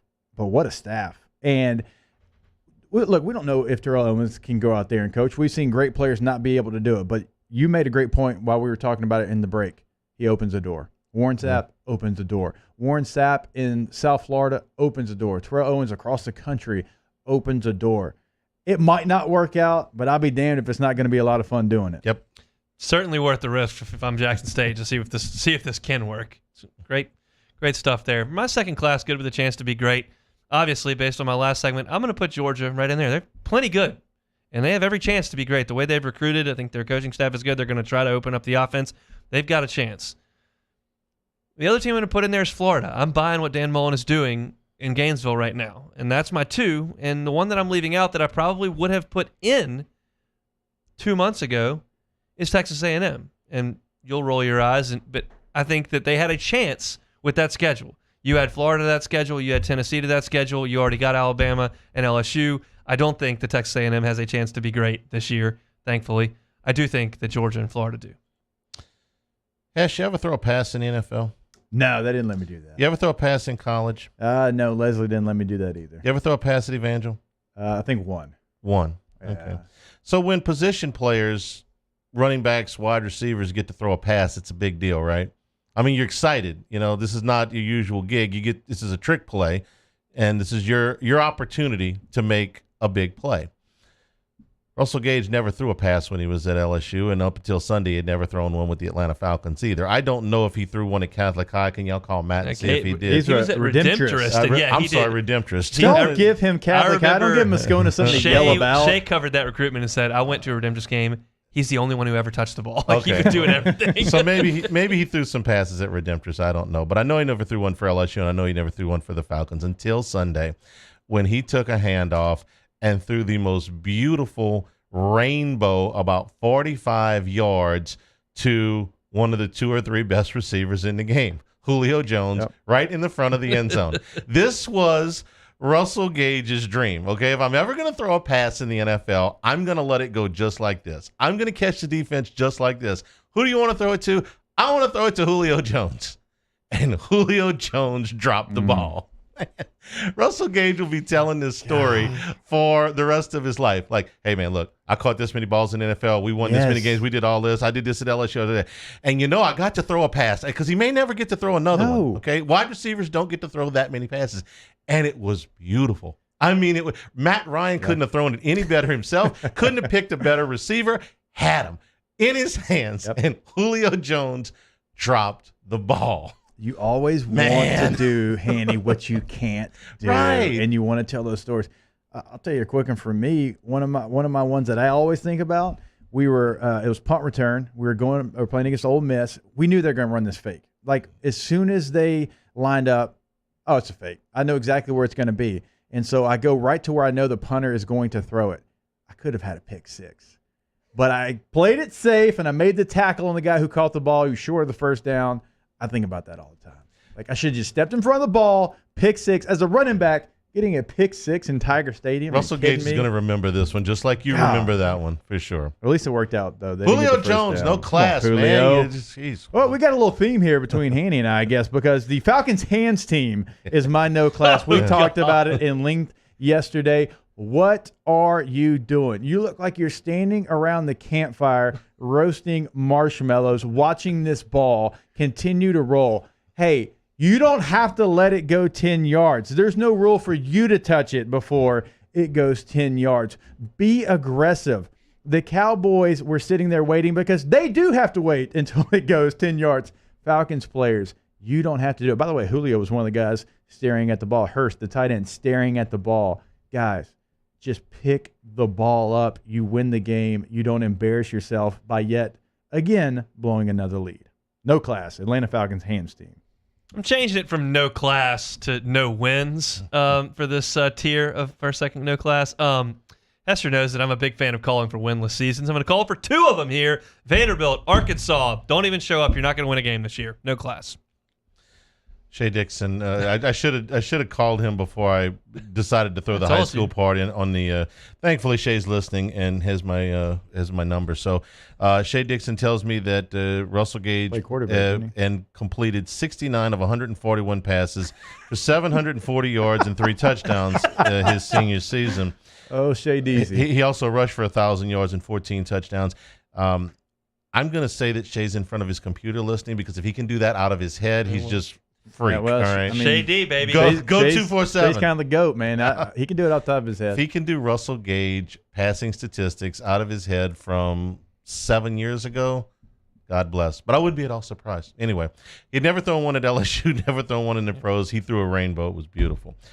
We'll take a break, come back with more Hanging with Hester and Hanny, 104.5 ESPN Baton Rouge. Hanging with Hester and Hanny. All right, as we told you yesterday, we are so excited to have Garcia join the Hangin with Hester and Hanny team. Garcia is your roofing, siding, and gutters options in the Baton Rouge area. Look, I'll tell you the personal story for me, and I said it yesterday, but I want to get into details here. I bought a new house. The person told me, oh, all you need is new shingles. No, I said, I got to get Garcia out there to check this out. New shingles would not have done anything for this house. The ventilation was not done properly. So basically, the roof was melting. There was no way for the heat to escape. And there was so many other things that they had to do. And if Garcia did not come out, we would have put new shingles on the house. We would have had to replace that as soon as they left, basically. So Garcia saved me. They saved our new house by doing the work that other people don't do. They go the extra step to make sure that the customer's happy, Hanny. And they can do the same thing for you. Call 225-756-3100, 225-756-3100, or online, it's GarciaDidMyRoof.com. Saints coverage, Chiefs, Cowboys, Thursday night, Sunday night, and Monday Night Football. From the opening kickoff to the playoffs and the Super Bowl, the NFL lives on 104.5 ESPN Baton Rouge.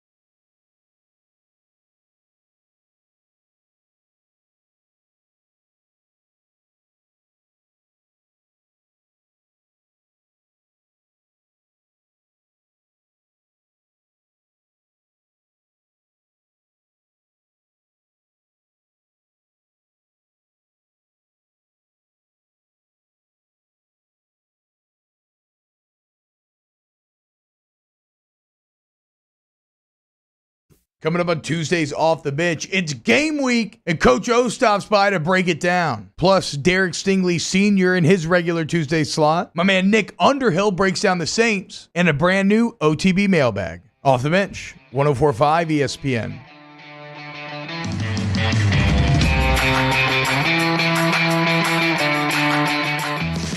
Hangin' with Hester and Hanny on 104.5 ESPN Baton Rouge and 1130 The Tiger.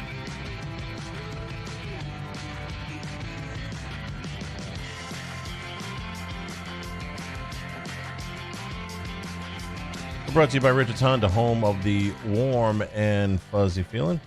Hanging with Hester and Hanny, 104.5 ESPN Baton Rouge. You know, Shea Dixon bailed us out bailed me out with those stats. He did tell me, by the way, he was at his computer. God bless. But I thought he did. And he'll be with us. He'll be with us on pregame to talk about recruiting this Saturday. You had an interesting question that we were talking about earlier, and the LSU recruiting classes. Yeah, I'm just curious, kind of how it's viewed in the fact that LSU not always, but a lot of the times gets NFL production from the bottom of their classes.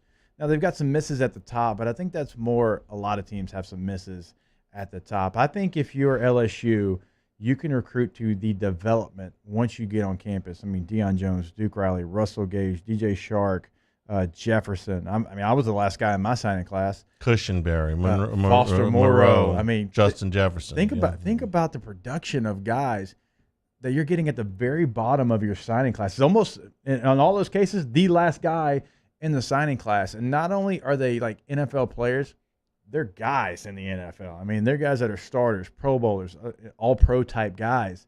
And I would just think the development said, like, hey, you come here, you might be a 2 or 3 star, but when you leave LSU, you're going to be a 5-star player in the NFL. I think it's an unbelievable positive, and I'll tell you why. You take any LSU class, even the ones that are the most highly rated, you're going to end up with twice as many, maybe 3 times as many guys outside the top 100, which means they're not 5-star guys. If they're outside the top really 40 or so, they're not going to be 5-star guys. You're going to end up with way more guys like that. And they're recruited, okay? I mean, a lot of those guys are 4-star guys that are sitting there ranked number 173 in the country. But those elite, the 5 stars, you know, the Leonard Fournettes, the Ryan Paralus, the Derek Stingley's. Yeah. You know, there's way more of the other guys that are being recruited. You can sell that story to way more guys. I mean, you're not selling Derek Stingley the NFL. He's guaranteed the NFL if he comes here, if he goes to Alabama, if he goes to Texas, if he goes to the moon. Yeah. Same thing with Fournette. Paralou's a different case because of what happened off the field. But those top 30, 40 guys are almost guaranteed to be in the NFL unless they get hurt.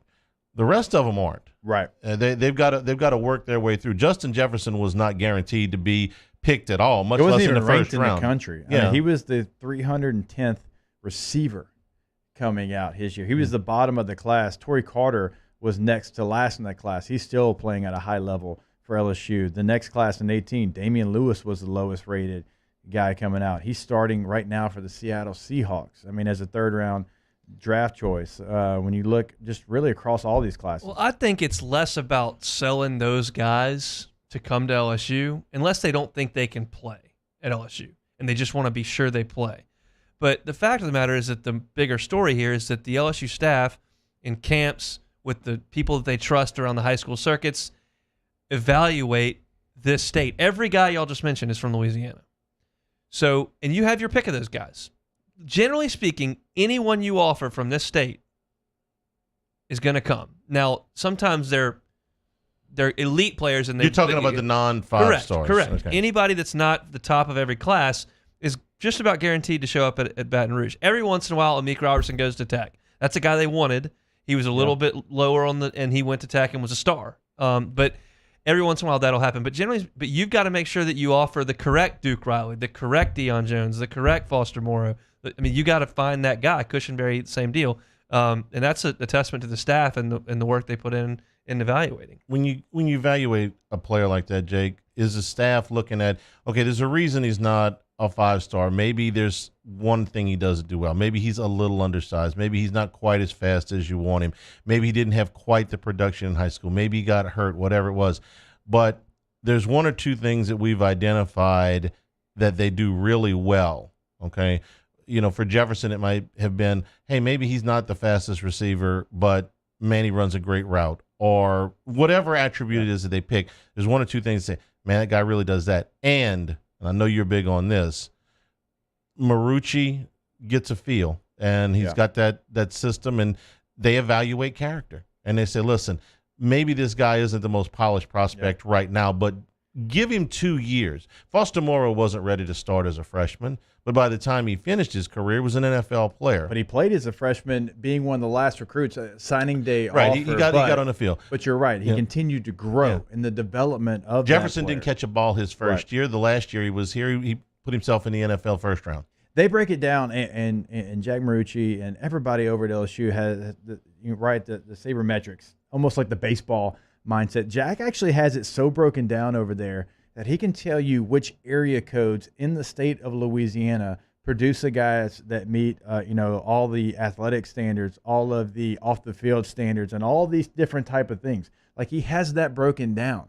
And so when they go into the power hour and they start talking about recruiting and all those things, well, Coach O does a great job of allowing Jack to say, hey, here's the data behind it. Here's what we need to go after. Here's, if we're looking for that last guy in the signing class, well, if you're on the fence, hey, this guy from here, we've had really good history from here. Here's the things that I'm hearing. Coach O does a really nice job of listening to everybody in that building. And a lot of coaches, Hanny, you've been here a long time. A lot of coaches don't do that. If Marucci's, athletic training career comes to an end, he could always develop another dating website. He's really good at, the matchmaking stuff. Hey, anybody want to take a guess at which area code finished first in his ratings? 504. Nope. Yeah, right. Anybody else want to take a guess? Given who's asking it, I think I could have answered it right the first time. 318. Okay. I just wondering. They actually got 3 318ers in here today. Yeah, that's right. Hey, do I get credit? Oh, Josh, don't worry. We're not counting you. You can shake your head. No, we weren't counting you. It was Playboy and Hunt. I grew up in the 318. You technically did. So Boudreaux. Everybody know Boudreaux on the sidelines, Boudreaux equipment. Yeah, okay. yeah. Boudreaux used to give me such a hard time, and we always go back and forth. He was like, Hester, the 318 wimp, and he would just always mess about the 318, and we had fun with it. And one day I broke the news to him. I said, Boudreaux, you live in Opelousas, right? Yeah, Opelousas. I was like, you realize Opelousas was 318 for a majority of your life, right? Right. Stunned him. He has no idea. His wife, who's one of the best, was like, Boudreaux, yes, you were 318 to like 94. Was 318 my entire life growing up in Franklin? That was a 318. There was no 337. I knew. There was no 225. I knew. They had to fix all that. Hey, you know what else was in 318 back then? Crowley, Louisiana, where they make supreme rice. I know, because I've eaten supreme rice many, many occasions, and it never disappoints. I want to support Louisiana farmers. I want to support their product. Supreme Rice out of Crowley since the 1930s has been developing high-quality rice. It's all milled, grown, and processed right there in South Louisiana. And, they did take quite a hit during Hurricane Laura. So support your Louisiana farmers and have great tasting rice at the same time. Whether it's the long grain, the brown, or the jasmine rice, whether you're cooking a jambalaya or an etouffee, a gumbo, or just regular old rice and gravy, Supreme Rice is what you want to go for. We like the jasmine rice, but you may have a different favorite. You can pick up Supreme Rice at any of your local Walmarts, at your Costco's, at all of your AG food stores. For more information and great recipes, go to supremerice.com. Hanging with Hester and Hanny, 104.5 ESPN Baton Rouge. Hanging with Hester and Hanny. The EnviroPath plan to combat COVID. This is the same technology, the Active Pure technology that was developed by NASA to protect the astronauts on the International Space Station. What this technology creates is a powerful, super oxygenated molecule that kills the viruses in the air and on surfaces. Not only does it do this for your business, it can do it in your home as well. They do it without all of the smelly sprays. You can expect the fresh, clean smell. You won't even know it's there. No loud noises, and it's very affordable. You're exactly right, Hanny. It's affordable, and there's different options as far as the size that you need. And you don't have to have some stranger come into your business or your house to throw those chemicals all around your house and potentially harm something in its way. No, this is a device that you can set up yourself, and once it's there, it is in place. Of course, they have the personal unit as well that you can wear around your neck if you're traveling, if you're worried about that. They have an answer for all of your questions, right? EnviroPath.world is the website. The phone number 225-610-0702. In times of need, get a full list of phone numbers, websites, and other important emergency information on the Demco Stormwatch page at 1045ESPN.com.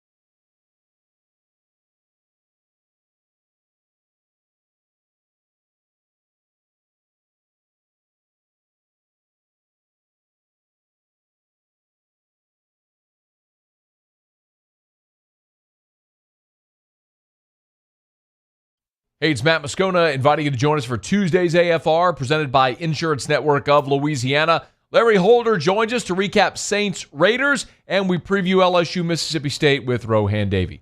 Join us 3 to 6, 104.5 ESPN Baton Rouge.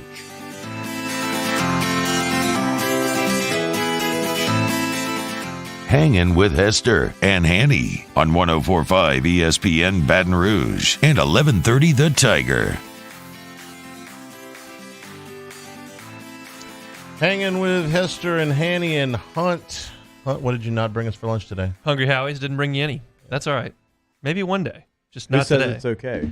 Look, we all have our game day routines, and most of us are going to be thrown out of those routines. And if your routine is to come out, tailgate, go in Tiger Stadium, you decided this year you're opting out of tickets and you're going to do game day a different way, make Hungry Howie's part of your game day. You can have it delivered. You can carry out, set that pickup time just before kickoff at 2:30. We've told you about the great deals they've got going during football season. 3 medium, 1-topping pizzas for $15 total. $5 a pizza. You can't beat that. And just one large carry out special, large 2-topping for $7.99. They got some great specialty pizzas over there as well. The barbecue chicken pizza with the sweet barbecue sauce, grilled chicken, red onion, bacon, mozzarella. They got a bacon cheddar burger pizza with ground beef, bacon, cheddar, and mozzarella. Got a veggie pizza if that's more your thing, and of course they all come with that delicious flavored crust.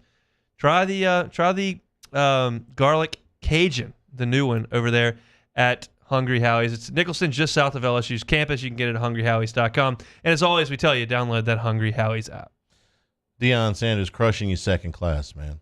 He just tweets out, "This is absolutely wrong. This is how junk gets started. Not a good way to get started with me," to the person that put out the tweet. Hashtag Coach Prime. He's just like stringing you along. He wants you to, invest in the story, because now that you've given me the thought in my mind of Warren Sapp having a big old dip in and yelling as a defensive line coach, I need that in my life.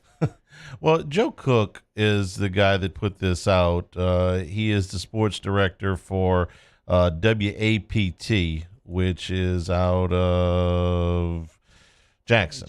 Okay, so this is the ABC affiliate out of Jackson, the television ABC affiliate out of Jackson. So, what were the call letters to that?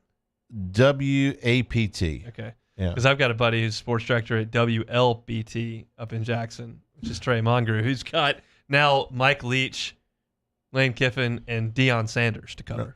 Okay, I'm just asking a question here.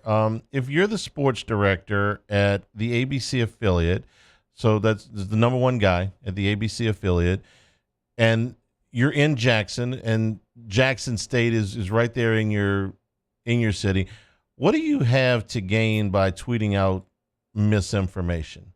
Like, I'm trying to think that if Mel Blount came back to coach at Southern, okay, Michael Cobble's the sports director for the ABC affiliate here, WBRZ. Would Cobble tweet out that Mel Blount was bringing in a bunch of ex-Steelers if he didn't have the story?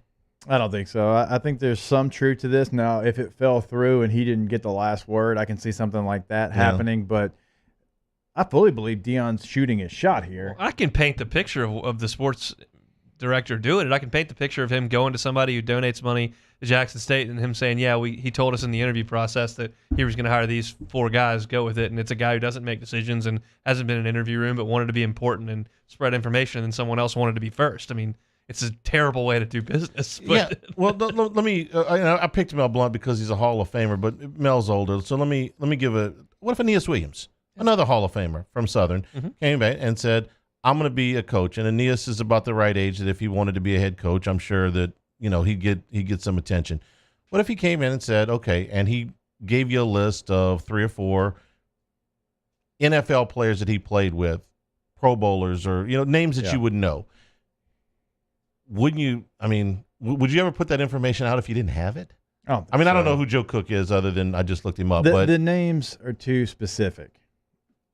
Even if, let's take Terrell Owens and Warren Sapp out of this, the other coaches have a better coaching resume than those 2 guys. I don't think you pull those names from just the cloud. No, and if you're the ABC affiliate in Jackson, Mississippi, you cover Jackson State every day. You're going to have to talk to Deion Sanders any one of 200 times a year, okay? Why would you put this out if you didn't have it? I mean, have it stone cold. Listen, I've dealt with journalists that have been banned from access before. It just makes your job a lot harder. Okay, you don't gain anything from it. It's like, oh well, they just want to do that to tick those guys off and whatever. Now, let me tell you something. I know, guys, when you get cut off from access to the beat that you have, you still got to do your job. Yep. Your bills still come every month. You still got to work for your employer. Now you just have to do it through a third party proxy, and it just makes your life so much more difficult. Why would you do that? Yeah, why would you want to be banned from this show? Like, yeah, really. I would. What do I want? I want to.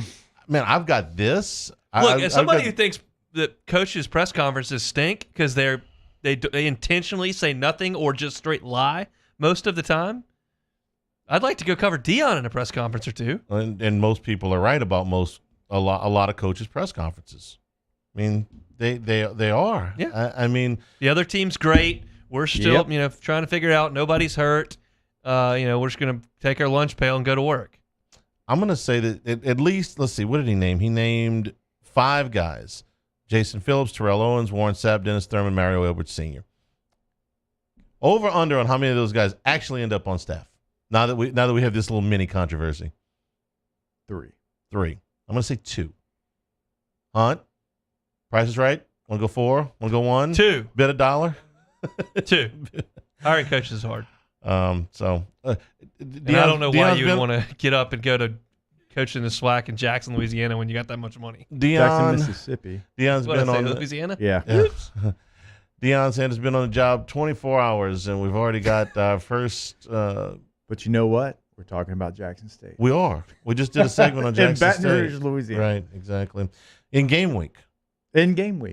Hunt, come with some pregame stuff on Thursday, man. I will have plenty of info on Thursday. All right. We'll take a break. Robert Munson from LSU. When we come back, hanging with Hester and Hanny, 104.5 ESPN Baton Rouge.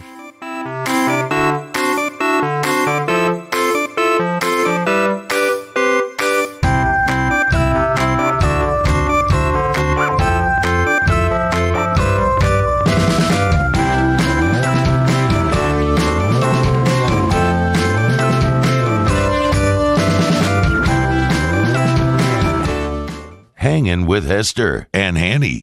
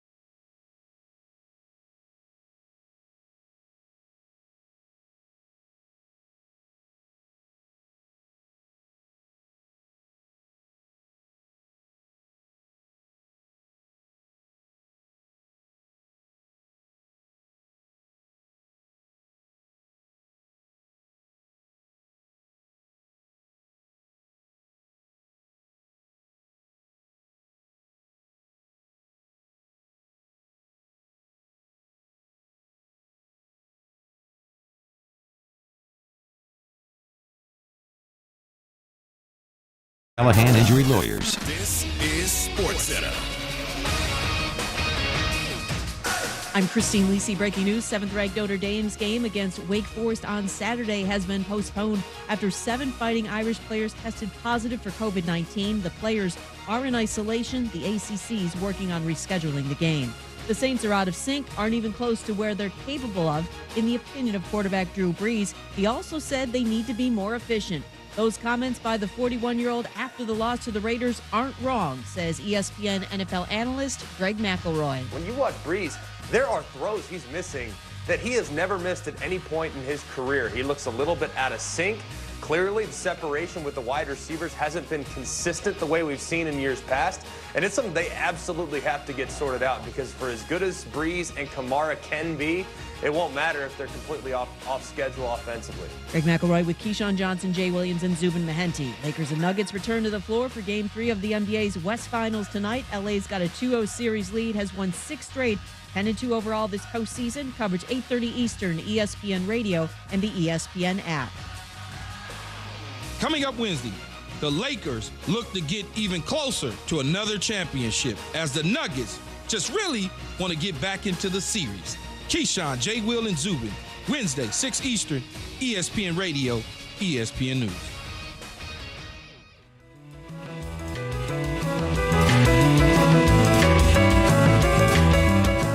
Hangin with Hester and Hanny on 104.5 ESPN Baton Rouge and 1130 The Tiger.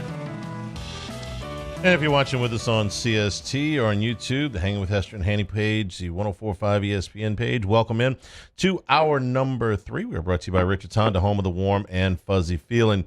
LSU and Mississippi State on Saturday, 2:30 kickoff. Of course, you can hear it on Eagle 98.1.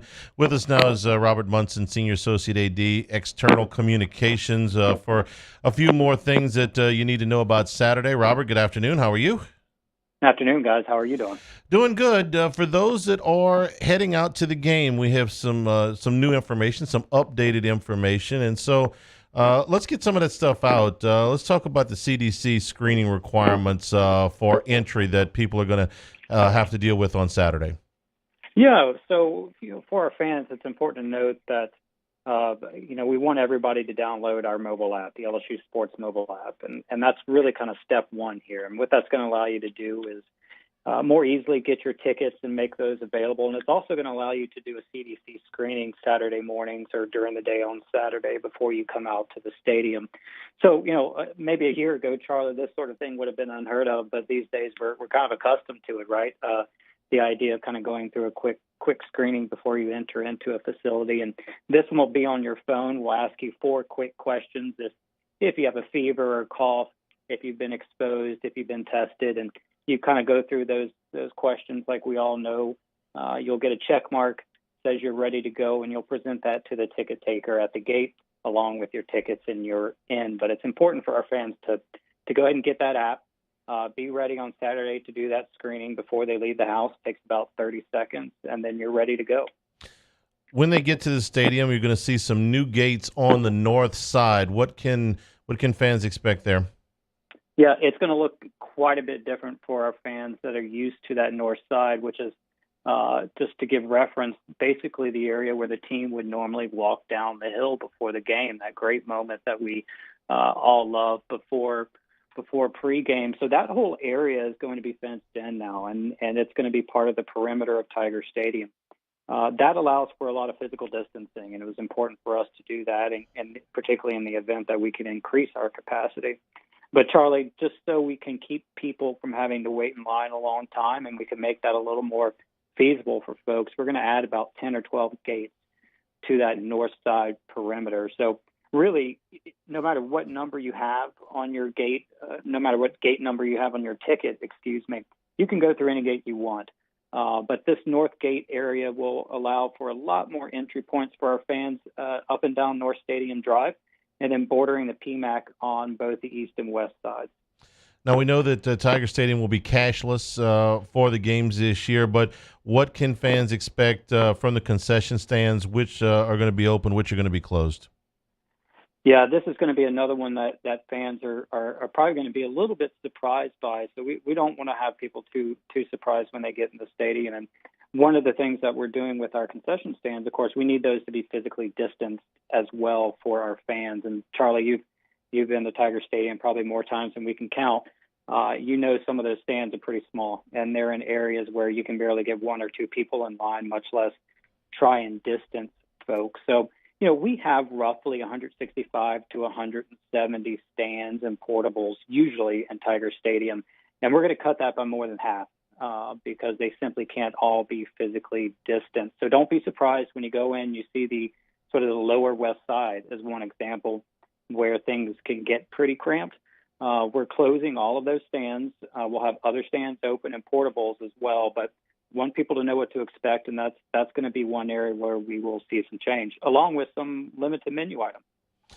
Robert, also, it's digital tickets, obviously, only this year. That's right. And the tickets just went out. What's some of the common questions that your department has received since the tickets went out? Almost immediately, Charlie, I started getting questions on Twitter about, does this mean I only get tickets for Mississippi State? Because we're releasing tickets to ticket holders the week of each game. And that's so we can be prepared if there are any capacity changes. And let's hope that means we get more people in and we can offer more tickets. But the opposite could be true as well. There could be schedule changes too. So just to be prepared for that, we're releasing tickets the week of the game. So when you get your tickets, and a lot of folks are getting them today, when you get those, it'll just have Mississippi State on there. But don't worry, you get your tickets for the whole season. All right, Robert, so we typically know that Tiger Stadium and the surrounding areas on game day, will people start getting there really the night before, but especially there in the mornings, people are walking around. That's not going to be the case this year. So as far as a time frame with a 2:30 kick, what are you allowed to do and when are you allowed to do it? Yeah, we're, as a fan, Jacob, I know you're the same way, that setup on Friday night is just so special. I like to just drive around campus and watch people start setting up at 5 o'clock, excited for the tailgating scene Friday night and Saturday. And unfortunately, that's one of those areas we're going to have to let go this year in order to play football. And another area we're going to do is basically just timing of everything is a little bit different. We're not going to open parking lots until 4 hours before game time. So that's dramatically different than we've done in the past. And the parking lots that we're closing, which will be quite a few parking lots, we're going to release that map, I hope, tomorrow, guys. The parking lots that we're closing are going to be barricaded and monitored, so they won't be open to the public. The rest of the parking areas, of course, as we've all talked about, we won't be permitting tailgating in those spots either. So it's really up to the fans, depending on what they want to do when they get here. And the main thing is, guys, if you're going to take an elevator or an escalator, you need that to get to your seats. Get here early because we're allowing only one family unit at a time in each elevator. So that's going to cause a little bit of backup, even with 25% capacity. We think we'll be fine, but we want people to get in early, particularly if you got to get up to the upper deck. Robert Munson is our guest, Associate AD in charge of external communications. Robert, I know that you guys have cutouts that are going to be in the stadium. That's been a fashionable thing throughout the pandemic restart here. I had bought one that had Jacob Hester in a Kansas City Chiefs jersey. So when do those go up, and where are they going to be? So we just got some numbers earlier today. We sold about 1,000 of them, which is actually a pretty big number. We talked to a number of other schools. Some are just doing in a 300 or 400 range. So not surprising. Our fans want to be in Tiger Stadium one way or the other. It's going to be an interesting day on Friday, Charlie, because we're going to get all 1,000 of those cut out. And we're going to have to kind of do a little bit of an all-hands-on-deck operation here to get all of those cutouts in Tiger Stadium. We're not guaranteeing spaces. If you notice, Charlie, you just sort of bought one, and we're going to put them in the areas where we're trying to physically distance fans. So a lot of that's going to depend on the final ticket manifest. But we're excited about it. Our fans are obviously very excited about it, having bought 1,000 of them. And I'm sure that won't be the only Jacob Hester cutout in the stadium. Oh, I hope so. Robert, last time we had you on, we were talking about maybe where fans would sit for the game, obviously with the limited number. Kind of what went into that process, finding out exactly where you wanted to put them in the stadium? Well, it's actually still ongoing. So we released notification on Sunday, I believe, Sunday evening, letting people know how many tickets they were going to get. and where those tickets were going to be. We didn't actually release the tickets themselves, but we wanted to give them some notification. And a lot of folks found out that, as we had told folks, you're going to move a little bit, and some people moved a lot. So they would, yesterday, today, the LSU ticket office here has been busy on the phone, making arrangements, changing things around for people, trying to get that straight. People are going to start getting their tickets tonight. So you'll know where you're going to be starting tonight for at least Saturday's game. Robert, outside of am I going to get tickets, the number one question I get from fans is about the band. So do we have some finalization on where the band's going to be sitting and how much of the band is going to be there in Tiger Stadium? We do. And, yeah, I get that question multiple times a day. And the band's been fantastic, by the way.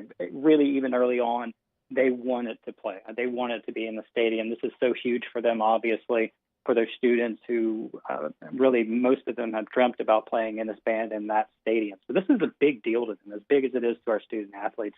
What they're going to do is basically cut the band in half. That's a rough estimate. Group A will play one game. Group B will play the next game. What we've done with their location is we've moved them down, so there's no fans in front of the band now. We've kind of stretched them out, moved them down in that same northeastern area, but they're going to be right up on the field, not on the field itself, but those first few rows right up on the field. And cheer and spirit will actually be with them.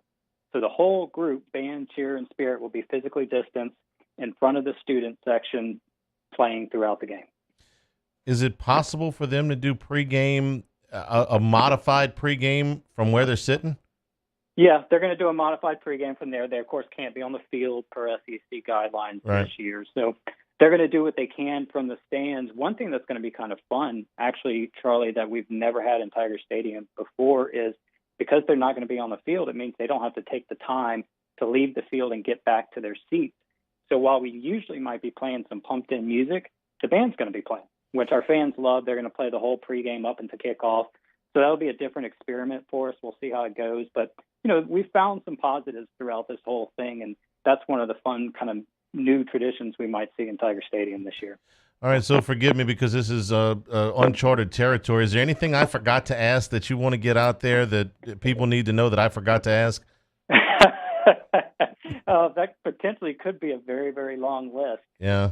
No, I mean, listen, guys, it is a lot of changes, but one thing we kind of learned in this Game Zero test, which we did on Saturday, kind of a mock setup, really, unfortunately, tragically even, a lot of this has become normalized for us. When we started talking about this back in March, April, and May, it seemed like an alien world to talk about things like screenings and masks and social distancing, but it's such a normal part of our lives. The experience is very, very different, but it isn't completely foreign. So we want our fans to know, like, when you come, we're going to be as accommodating and welcoming as we can possibly be. We're going to have fun. It is a little bit different, but most of what we're doing, you've probably seen at the bank and the grocery store and in your own home. Robert, we appreciate it. We're looking forward to Saturday. Have been for a long time. So thanks for joining us today, and we'll talk with you on pregame. All right, guys. Talk to you soon. Bye. Robert Munson, Senior Associate Athletic Director. You want to take a guess at how many meetings they've had over this? Oh, I mean, this is like a shuttle launch, really. Yeah, there's been multiple meetings per week since April. I can only the man hours that have gone into trying to pull this off, and how unlikely it looked not terribly long ago. And you were trying to pull it off with not really knowing what the rules were. You did. You yes, know what you I'm saying? flying blind for a lot of it. Sure, you didn't know, so you had to have 7 plans in place. What Commissioner Sankey say? 29. I think that was the number he used a couple of months ago. He's like, hey, we got 29 different plans in place, and whenever we find out the information, we'll put one in motion. Run out of letters of the alphabet. Take a break. Come back with more. Do we hook up? We going back Saints? Yeah, we're going back Saints. Kat Terrell from The Athletic is about to fly out of Las Vegas, so we'll get her thoughts on the game right before she heads back to New Orleans. Hanging with Hester and Hanny, 104.5 ESPN Baton Rouge. Hanging with Hester and Hanny. Gotro's Outdoor Power with 2 locations, Airline and Industrialplex in Baton Rouge, Airline at 74 in Gonzales. And Our friends over at Skag making sure that you have every opportunity to own the best zero-turn mower on the market. Whether it's residential or commercial, they're offering 60 months interest-free financing and a 60-month warranty as well. That means that you are going to enjoy many years of worry-free mowing, and the Simply the Brave program that says that all of our first responders, all of our military, both active and retired, all of our police, fire, and our medical first responders are going to get 15% off MSRP on all Skag units. Obviously, in Baton Rouge, you can go see the 2 showrooms that Handy mentioned, but if you're not in Baton Rouge, if you're listening to us up in North Louisiana or watching us across the state on CST, go to GoTroSOutdoorPower.com and check out all the Skags that they have to offer, because once you find one you love, well, they're going to work with you, and they're also going to deliver it to you for free. Just another reason that GoTros, we make it easy. Off the Bench, Hanging with Hester and Hanny, after further review and more, are all live daily on the 104.5 ESPN Baton Rouge YouTube channel. Subscribe now to interact with us inside the live chat driven by Bayou Ford.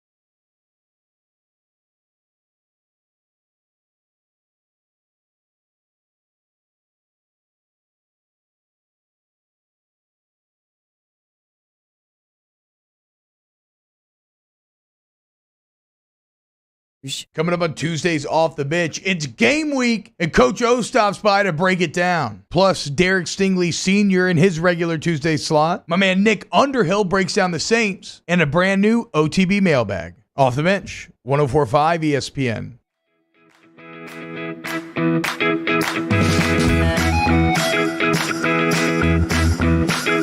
Hangin with Hester and Hanny on 104.5 ESPN Baton Rouge and 1130 The Tiger. We're brought to you by Richard's Honda, home of the warm and fuzzy feeling. Saints lose the first game ever played at Allegiant Stadium in Las Vegas. Kat Terrell from The Athletic was there, is still there. Kat, good afternoon. How are you? I'm doing good. I am currently in an airport right now in search of coffee. Okay. So, yeah.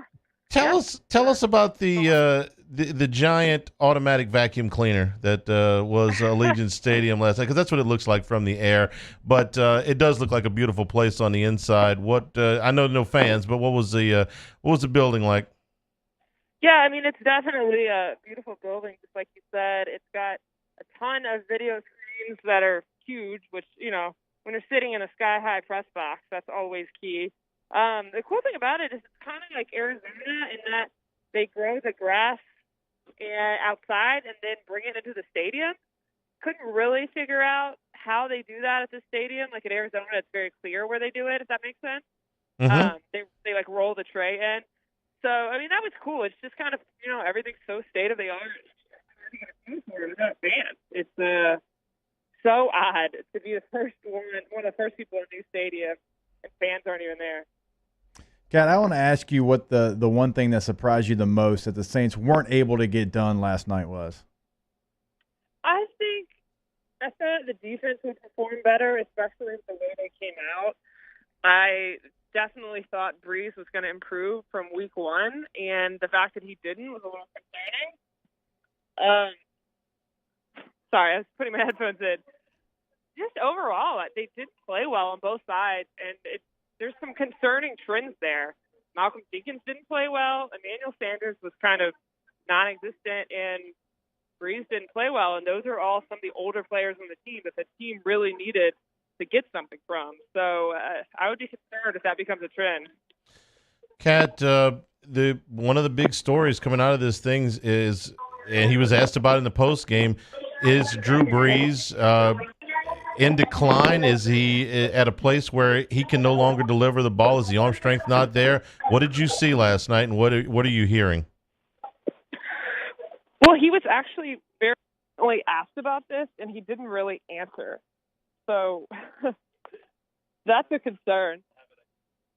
He was asked, you know, can you provide a counterpoint to those that say you're in decline? And he basically just said it's not his job to have the most air yards. His job is to win. Well, they didn't win last night.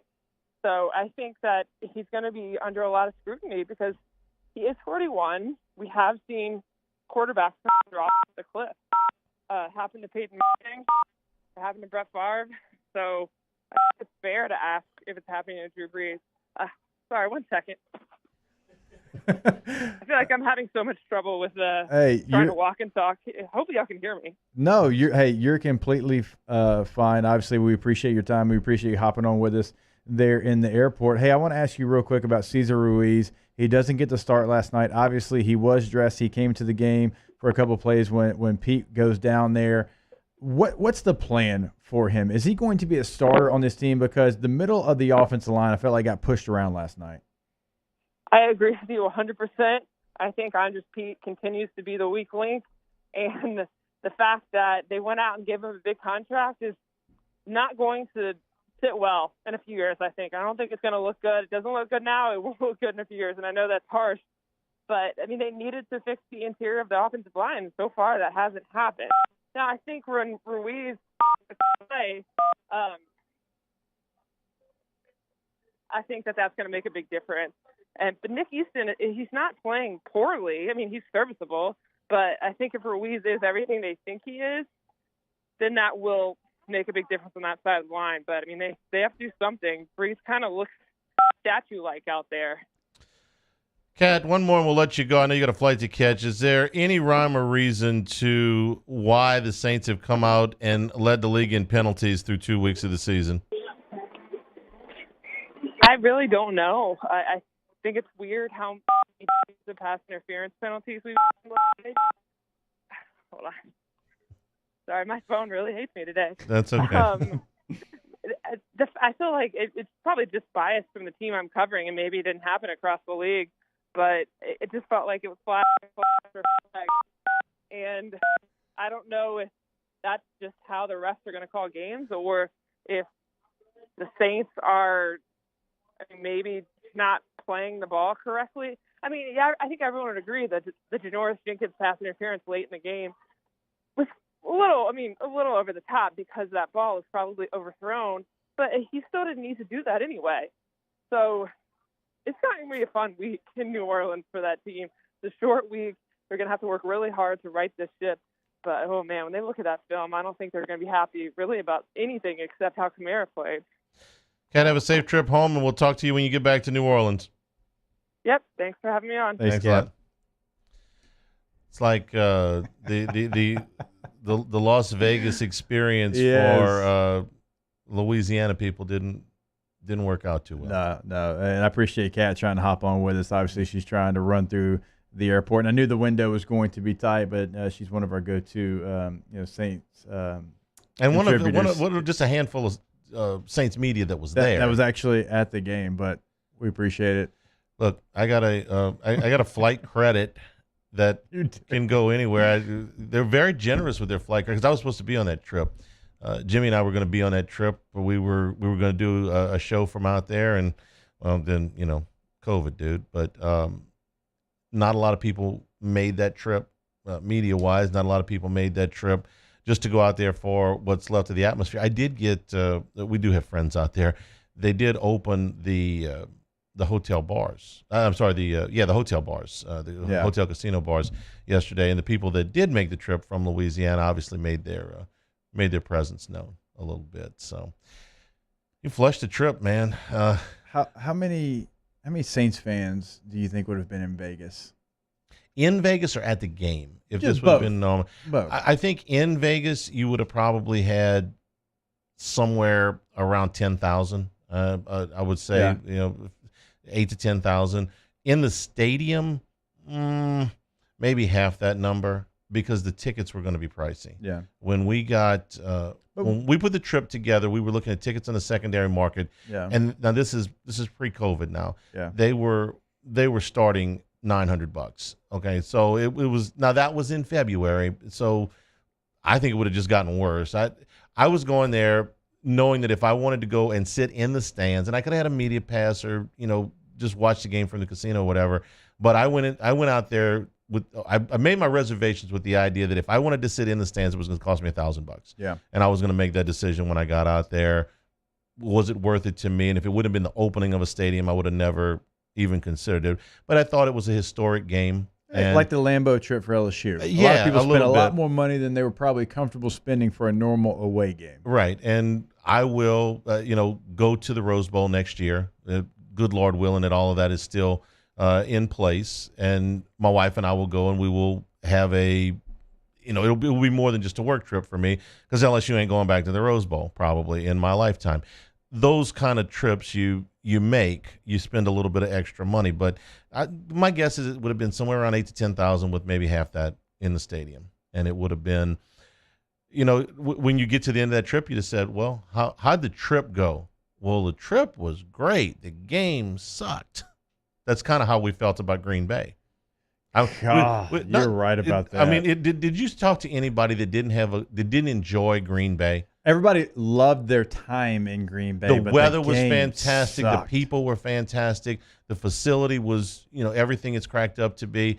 And right up until the point where Les ran toss lead on the opening drive of the game, just to tell the athletic director, that kind of thing. It was really fun. I'll never forget, Kevin Mawai was doing the LSU Game Day live show with us, and they put us kind of away from Green Bay. And I know Green Bay doesn't have a lot within Green Bay, but we were like 30 minutes away, and we were at just a little bit of a flea bag motel, because who was booking the travel didn't really know the area. And Kevin Mawai is like, look, I'm from Leesville, Louisiana. I can sleep outside if I have to. I think I'd rather sleep outside.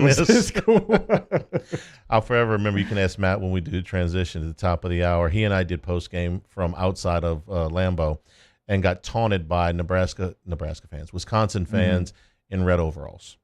I mean, you're not having the best day when you're getting taunted by a guy that's wearing red overalls and nothing else. Yeah. Other than that, the trip was really fun. Yeah, the trip was great. We got a chance to go see the Cubs the next day on our way out, because we flew out of Chicago. Everything but the game, real fun. So real quick, last note on that. I remember being in the press box. You can't cheer in the press box. Everybody knows that. But I tell you what you can do.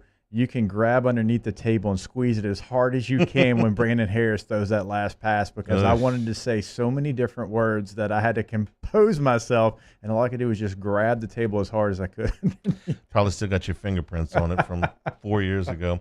Take a break. Hang with Hester and Hanny, 104.5 ESPN Baton Rouge. Hangin' with Hester and Hanny.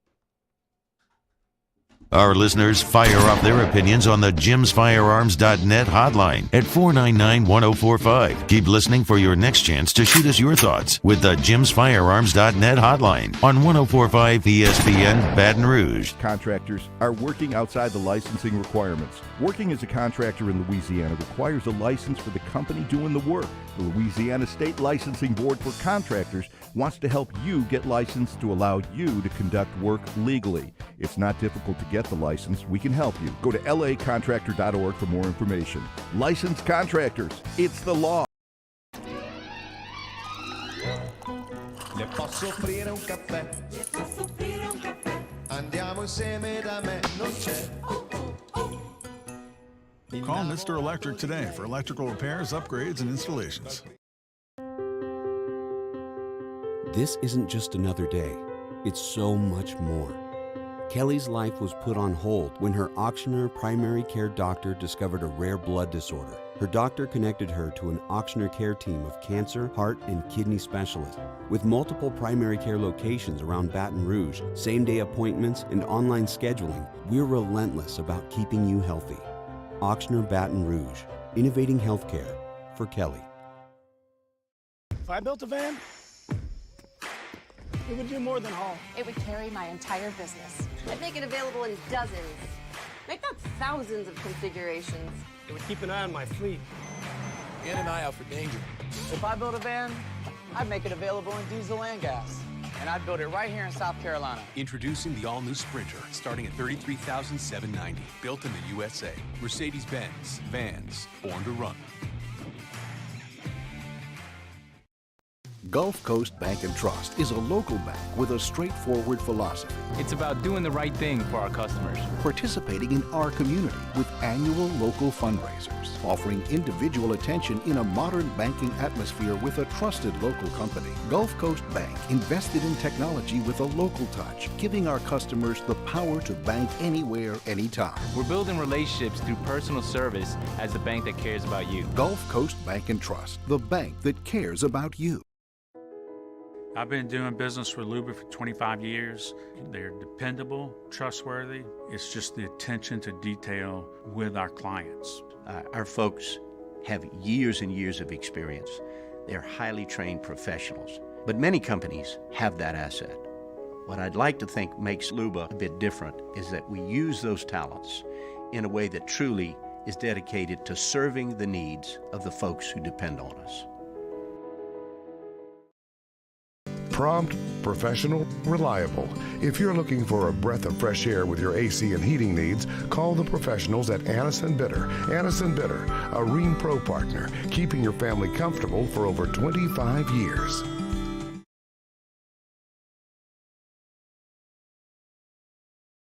Hey, it's Matt Moscona inviting you to join us for Tuesday's AFR, presented by Insurance Network of Louisiana. Larry Holder joins us to recap Saints Raiders, and we preview LSU Mississippi State with Rohan Davey. Join us 3 to 6, 104.5 ESPN Baton Rouge.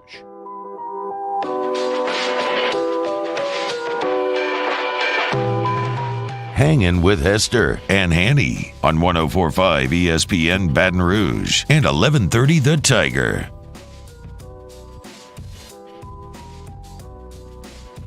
We're brought to you by Richards Honda, home of the warm and fuzzy feeling.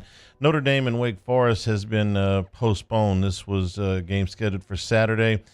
The Irish have 13 players in isolation. This is one of there's a handful of bad news situations. There's been way more good news, but there's been a handful of these. Notre Dame's had 7 players tested positive out of 94 tests done on Monday, so they've got 13 players in isolation, 10 players in quarantine, and they have stopped practice. 2 schools are working on a date to reschedule the game. I'm anxious about that. North Carolina was trying to reschedule a game for this weekend. Mack Brown said it's called 15 schools, couldn't get it done.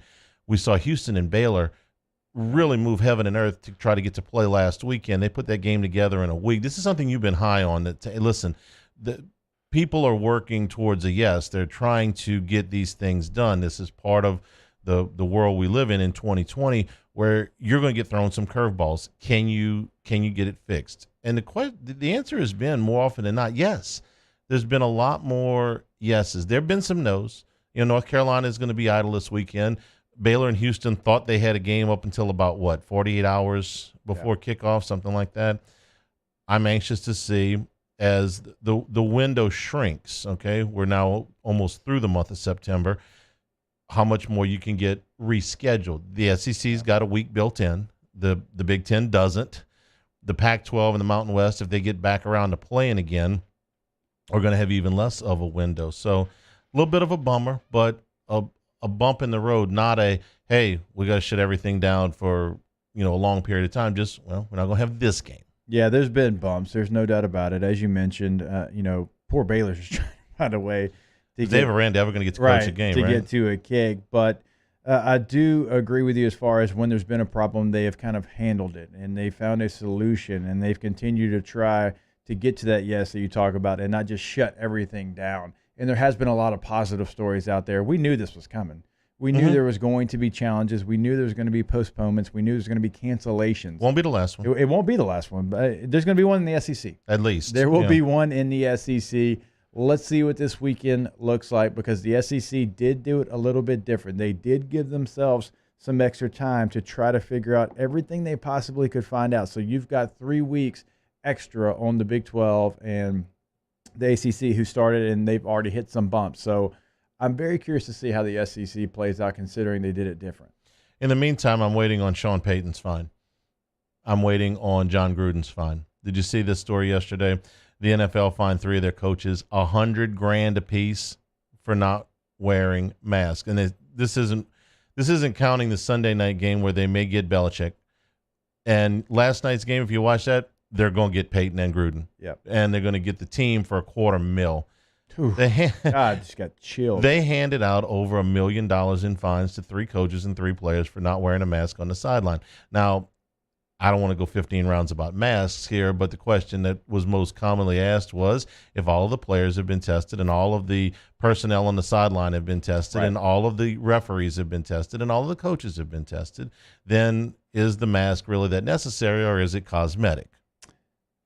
Because they are essentially in a bubble there, with everybody having been tested multiple times. Everybody on that field has passed a test to be there. And so for me, yes, we encourage you to wear the mask. That could be the language you put on there. But to fine people that amount of money for not wearing it, they're trying to coach a football game.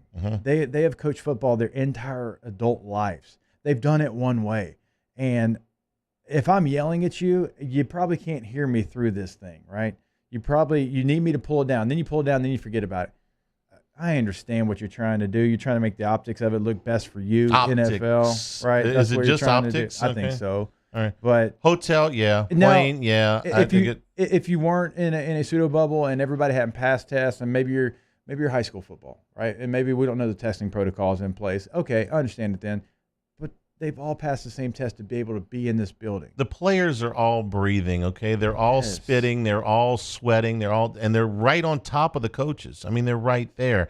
Again, I get the optics of it, but the practicality of it. Remember what I said was my first class for that very first game, our Arkansas State Bears. You remember that? Central Arkansas. You've already forgot about them. I've already forgotten them. All right, I get 10 demerits for that. Central Arkansas. I gave a first class to the officials because they had to run around with masks because everybody hadn't at that point been clear. But they're going to get a $100,000 invoice for sure. Did you see there was one referee last night that I think it was the side judge. He was discussing a penalty with the other referees, and they'd been 10, 15 seconds into it, and then he immediately, oh no, and threw his mask on as he continued the conversation. They didn't want to get an invoice from Troy Vincent. I was going to say, I don't know the referees. I don't know if they get docked pay. I would hope that they wouldn't dock a referee $100,000. No. Sean Payton makes $8 million. Whatever percentage of their pay.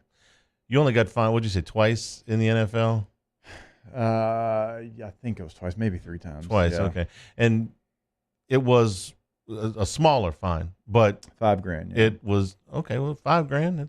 That ain't nothing, man. That's it was something. When I got home, I had to tell Katie about it. It was something. $5,000 could have been used. For something else, but you can bank that they're going to do that on the optics of these things, even if they feel like there's no way that they could spread that virus in that empty stadium last night.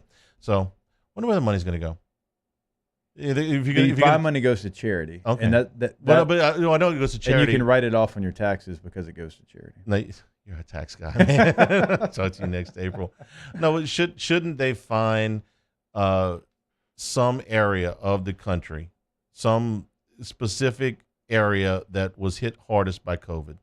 Maybe maybe a particular community that lost people or lost jobs or lost facilities because of this.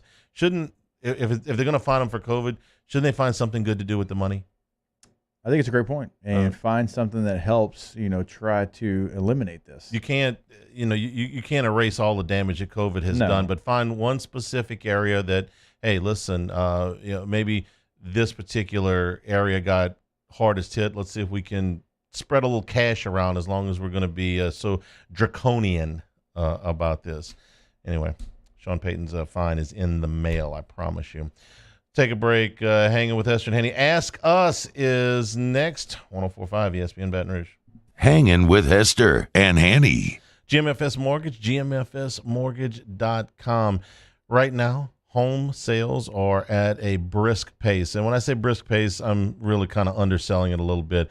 They're selling houses at a rapid rate here in Baton Rouge and the surrounding areas because of the record low interest rates. So if you have been thinking about getting in the market for a new home, your purchasing power is going to be at an all-time high. With these interest rates, get pre-approved from GMFSmortgage.com. You'll know exactly what type of home you can upgrade to. Maybe you don't want to move, but you'd like to pay a little bit less for the home you're in now. A refi is definitely on the table for anybody with an interest rate over 4%. You should at least look into the idea that a refi will save you money in the long term and also return you some cash in the short term, as you'll be able to skip a mortgage payment or two.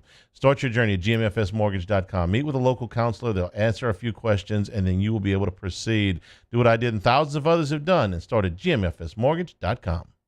We opened up the playbook and expanded our coverage. Listen daily in high definition on 98.1 HD2. We are 104.5 ESPN Baton Rouge.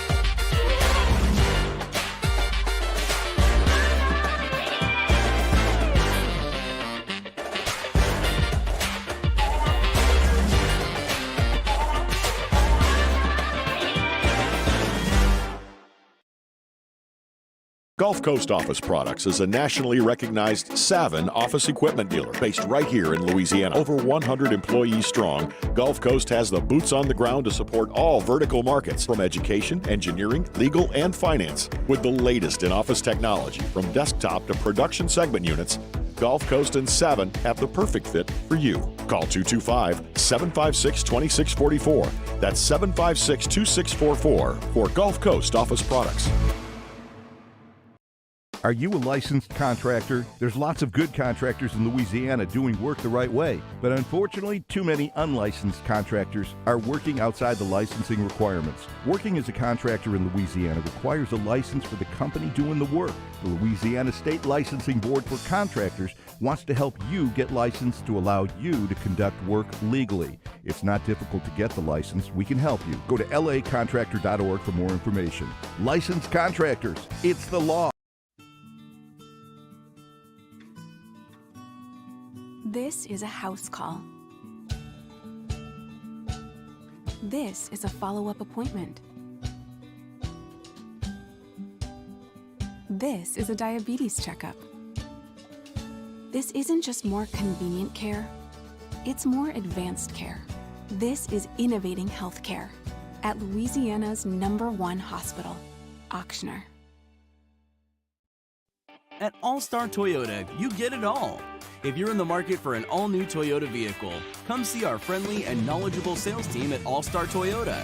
Located in Baton Rouge at the corner of Airline and Goodwood, we've been serving our community since 2005 by offering a large selection of new Toyota cars, trucks, and SUVs.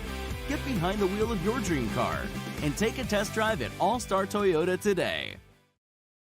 Gulf Coast Bank and Trust is a local bank with a straightforward philosophy. It's about doing the right thing for our customers. Participating in our community with annual local fundraisers, offering individual attention in a modern banking atmosphere with a trusted local company. Gulf Coast Bank invested in technology with a local touch, giving our customers the power to bank anywhere, anytime. We're building relationships through personal service as the bank that cares about you. Gulf Coast Bank and Trust, the bank that cares about you. Coming up on Tuesdays Off the Bench, it's game week, and Coach O stops by to break it down. Plus, Derek Stingley Sr. in his regular Tuesday slot. My man Nick Underhill breaks down the Saints, and a brand new OTB mailbag. Off the Bench, 104.5 ESPN.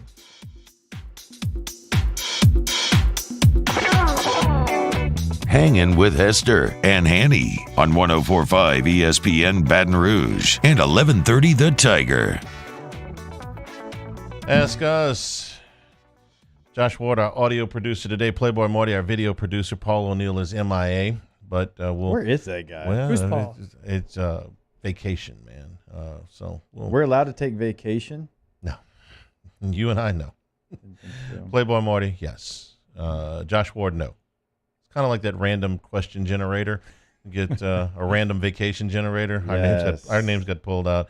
All right, in the Bayou Ford chat, ask us, are you still planning to go to UCLA next year if there's a normal 2021 season? Absolutely. It's one of my favorite venues to go to watch a sporting event. I will be there, and God, I hope it looks normal. Did you ever go to the Rose Bowl, the Rose Bowl game itself when you were out in California? Yes, I've been to the game. I actually went to the national championship game as well, Alabama, Texas. Okay. Yeah, I went to Alabama, Texas. Colt McCoy gets hurt. Texas fights their way back, but Alabama. I'm definitely going if it's anything close to normal, because I'm not likely to be in that stadium again in my life, and I've never been. Ask us, now that football season is upon us, what is the main honeydew you didn't get to during the quarantine, during the shutdown? Oh, so my wife is a decorator. She is an interior designer. She redoes homes, including our home, so the honeydew list is never over. It's never over. But was there one thing that you wanted to get to that you didn't get to? No. We got to everything. We were selling our house, and so we were getting the old house ready, so we did that. And then the new house, of course, there's things, including like literally going on right now, that, it's always. We had some brick work done a while back, and there were leftover bricks. And so rather than just throwing it, bricks are expensive.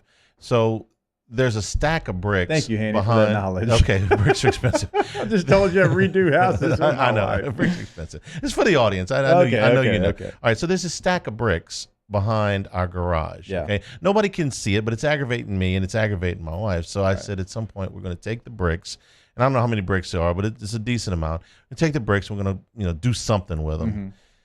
And the guy that was there that had done some work on our deck said, you might want to check, in there, and I don't know how you do this. He says, there may be a nest of snakes. Oh, for sure. Under the bricks. Yeah. Which immediately means those bricks can stay there until somebody else comes and hauls them off. Oh, no snakes for you, huh? I am no. Snakes are that shocks me. Where snakes you grew are up? a non-starter with me. Forget about it. There were snakes in our yard. We lived on the bayou. Yeah. There were snakes out of the bayou. We swam in the bayou. But snakes are a non-starter with me. So the bricks stay there until we pay somebody to come haul them off, because I'm not doing it myself. Okay. Long story short, too late. The bricks are still behind the garage. Oh, wow. And the snakes are probably there waiting. I'm not doing it. I don't know if you know this about me, a snake bite survivor. Really? Yeah. Guess where it bit me? My big toe. What kind of snake? I was coming, it was a nothing little snake. It wasn't a lot, but still I tell people snake bite survivor. Yeah. So I was at LSU. I had the shower slider Nike sandals on, right? Like what all the football players always have on because we're lazy. And I'm walking, and my parking spot was parking spot number 1. It comes from underneath the dumpster. By the time I figured out what was happening, it was already on my toe. I rip it off and take care of it. Take it in the training room. Is this poisonous? No. Okay. And I had 2 holes in my big toe for the longest time. Man, I am terrified of the idea of a snake bite. I probably would have passed out right there. So the bricks are there. If anybody is interested, Josh, are you interested in the part-time gig, Playboy Marty? I mean, I'm gonna pass. Pay you to haul off the bricks. Shockingly, manual labor is not a strong suit of mine. So with a nickname like Playboy Marty, we wouldn't have figured that. Okay, yeah. I'll come get the snakes. You can take the bricks too. I tell you, anybody who comes and avoids the snakes can have the bricks for free. I know who else will help me. Dick Dixon. He's not afraid of stuff like that. Okay, well, you guys Saturday morning before pregame. I'm kind of busy Saturday, but wait till the off week. Okay. The off week. Okay. Ask us: is anyone going to cover Darren Waller? Not last night. They weren't. Forget it. Ask us: how long do you think it'll take MLB and the NBA to move a team to Vegas? Ooh. Well, it's been highly successful in the NHL. We'll see what happens in the NFL. I think it's going to be successful now that the everything they were worried about is basically legal everywhere except our state. Yeah, there's nothing holding them back. They'll be there. I'm trying to think of franchises in financial trouble. Well, Seattle gets the next basketball team. Yeah, and so you think about baseball teams that have poor facilities and poor attendance, and there are 2 that stand out: Oakland and Tampa. Yeah, one of those, maybe. I don't know. Tampa was going to play half their games in Montreal this year. Yeah, Oakland, I think, has reached a tentative deal for a stadium, but they've been saying that for a quarter century, so I don't know whether to believe that or not. Toxic. They need to just blow that thing up. After they had the NBA All-Star game in Vegas, there was a little bit of a push to get it there. I'm going to say the NBA before Major League Baseball, but if it's baseball, I'd say A's or the Rays, the most likely. Let's see.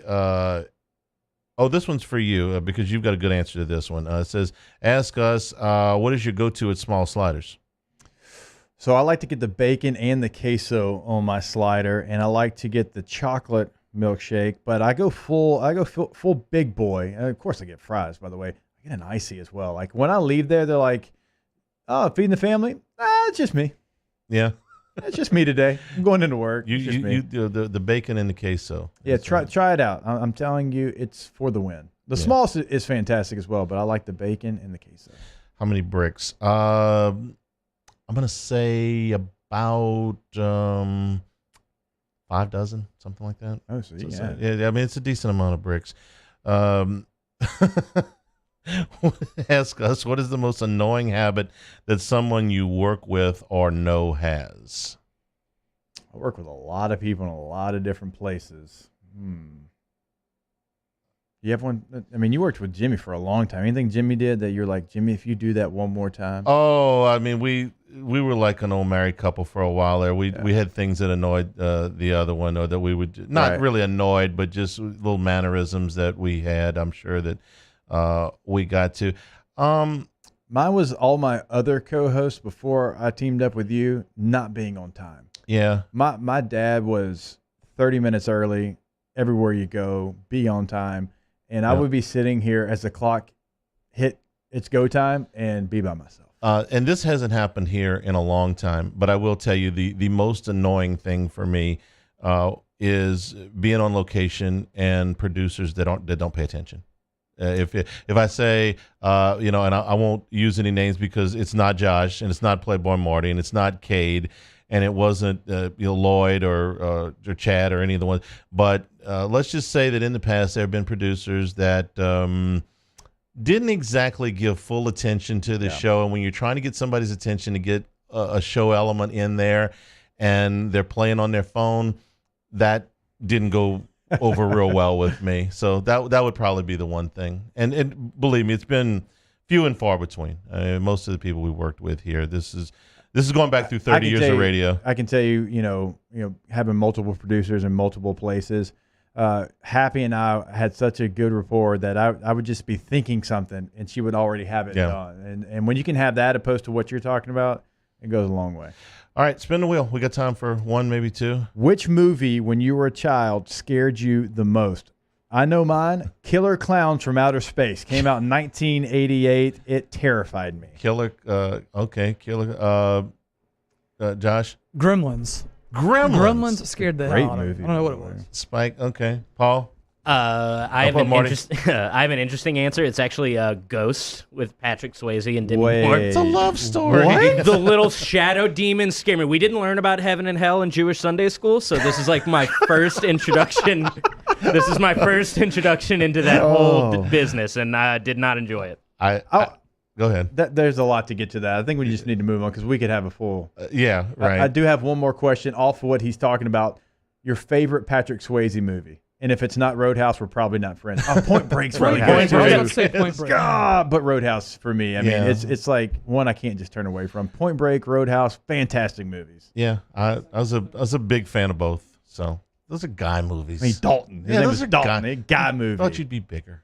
Yeah, right. And when he passed away young, by the way, I was like, okay, if he dies young, anybody can die young. Because Patrick Swayze was invincible to me. Thanks, everybody, for participating. For Josh Ward, for Playboy Marty, for Jacob Hester, I'm Charles Hanniger saying thank you and good afternoon. Hang with Hester Hanny, 104.5 ESPN Baton Rouge.